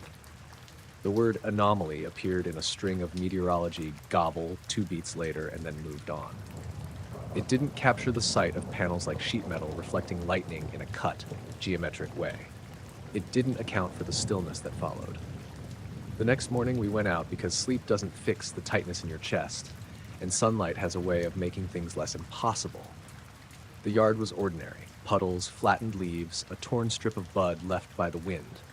The tree line wore no marks, no scalded bark, no singe, no pattern of crushed canopy. The neighbor's porch light, which had winked during the storm, was back on its normal timer as if someone had not thought to be strange. I checked a few things I shouldn't have to check in the literal world. The FAA website for NOTAMs, a local plane spotter forum, even a webcam from the weather station across the county. Nothing showed a craft, nothing reported engine noise. A few people in a thread said they'd seen a bright flash and then calm.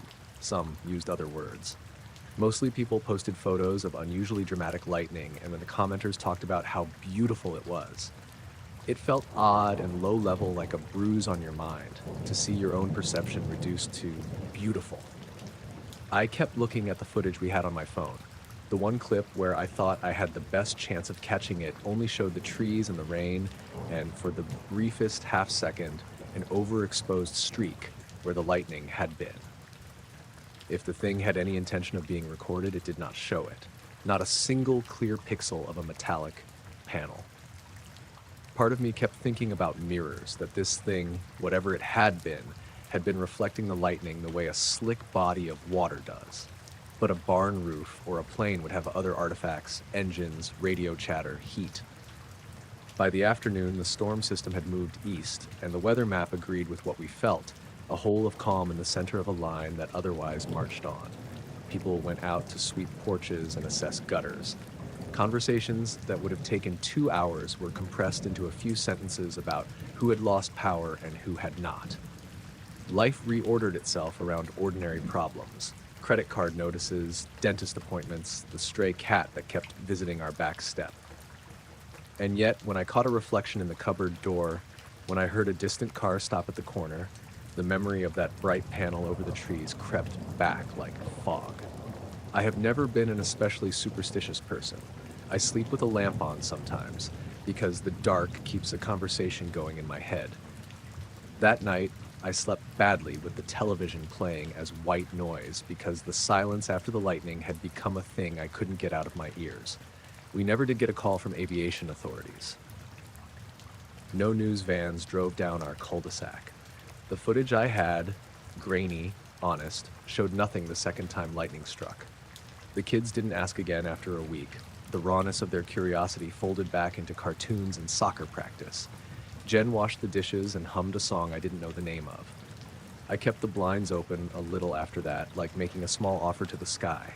I was looking, but I didn't expect an answer. Sometimes, when a storm is rolling in and the clouds look like the dark underbellies of whales, I'll sit at the glass and wait. It's small and human and mostly stupid. But the world is made of small habits. I watch until the first jagged white, hoping my eyes will find again what they once saw. And each time the bolt snaps across the sky, I think about scale and light, and how a thing that large could be there and silent, and then not be there at all. I don't have a neat ending to this. We live on the same block with the same trees, children on the scooters they always ride, and the dog still chases the same lazy raccoons. There is no recorded conversation, no radar blip, no official bulletin that explains the way the lightning showed me that mass over the trees, and then showed me nothing. The only thing that changed is small. The way I pause when the storm warning tone plays, the way my hand finds Jen's in the sudden brightness, as if the two of us are making sure whatever we saw is still mutual.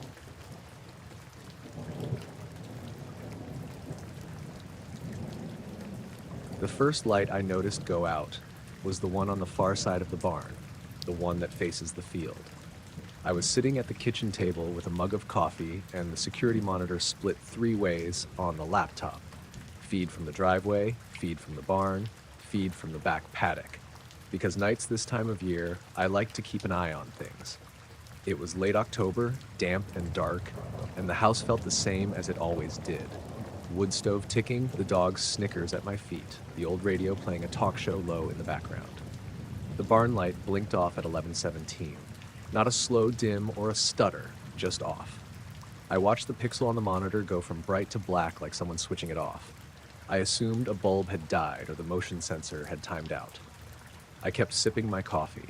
10 minutes later, the light above the tack room, the one closest to the driveway, went out. Then 5 minutes later, the flood on the roofline nearest the house went off. When the house light, the one on the porch, went dark, my coffee went cold in my hand. I get by on routine. I'm Ben Carter, 46, own this plot with the barn and the handful of maple trees. Been here since my dad handed me the deed in '09. I know my wiring, and I know what a dead bulb looks like. So I did the reasonable thing. I grabbed my jacket, Snickers' leash, and went to walk the property. Outside, it was quieter than it should have been. There are usually frogs down by the wet little drainage pond, some trucks on the blacktop every hour, a neighbor's rooster at first light. Little life sounds that remind you there's a world out beyond your yard. That night, the air was thick with damp, and there was no noise but the scrape of gravel under my boots. Snickers paused at the run-in to the pasture and gave that soft, puzzled whine she gives when a stranger drives by. She didn't pull me toward the barn the way she usually does when raccoons are at the feeder. She just stood there looking at the barn as if waiting for something to happen. I walked in the light of the remaining porch lamp and checked the bulbs. Everything I could reach looked fine. The filaments whole, sockets snug. The barn's breakers tripped? No. The main panel was green and quiet. I tested the porch flood. It came back on when I flipped the switch, which told me I wasn't going to solve anything by swapping out bulbs mid-November in a cold drizzle. I went back to the house and sat with Snickers on my lap, telling myself not to treat a light outage the way people treat a creak in their attic at 2 a.m. Still, I pulled the footage up on the laptop again. I replayed the barn clip back at half speed. The light flashed a brief gray jitter just before the frame went black. The feed resumed 1 second later and the light was off. I scrubbed forward. On the next camera, the tack room light did the same thing.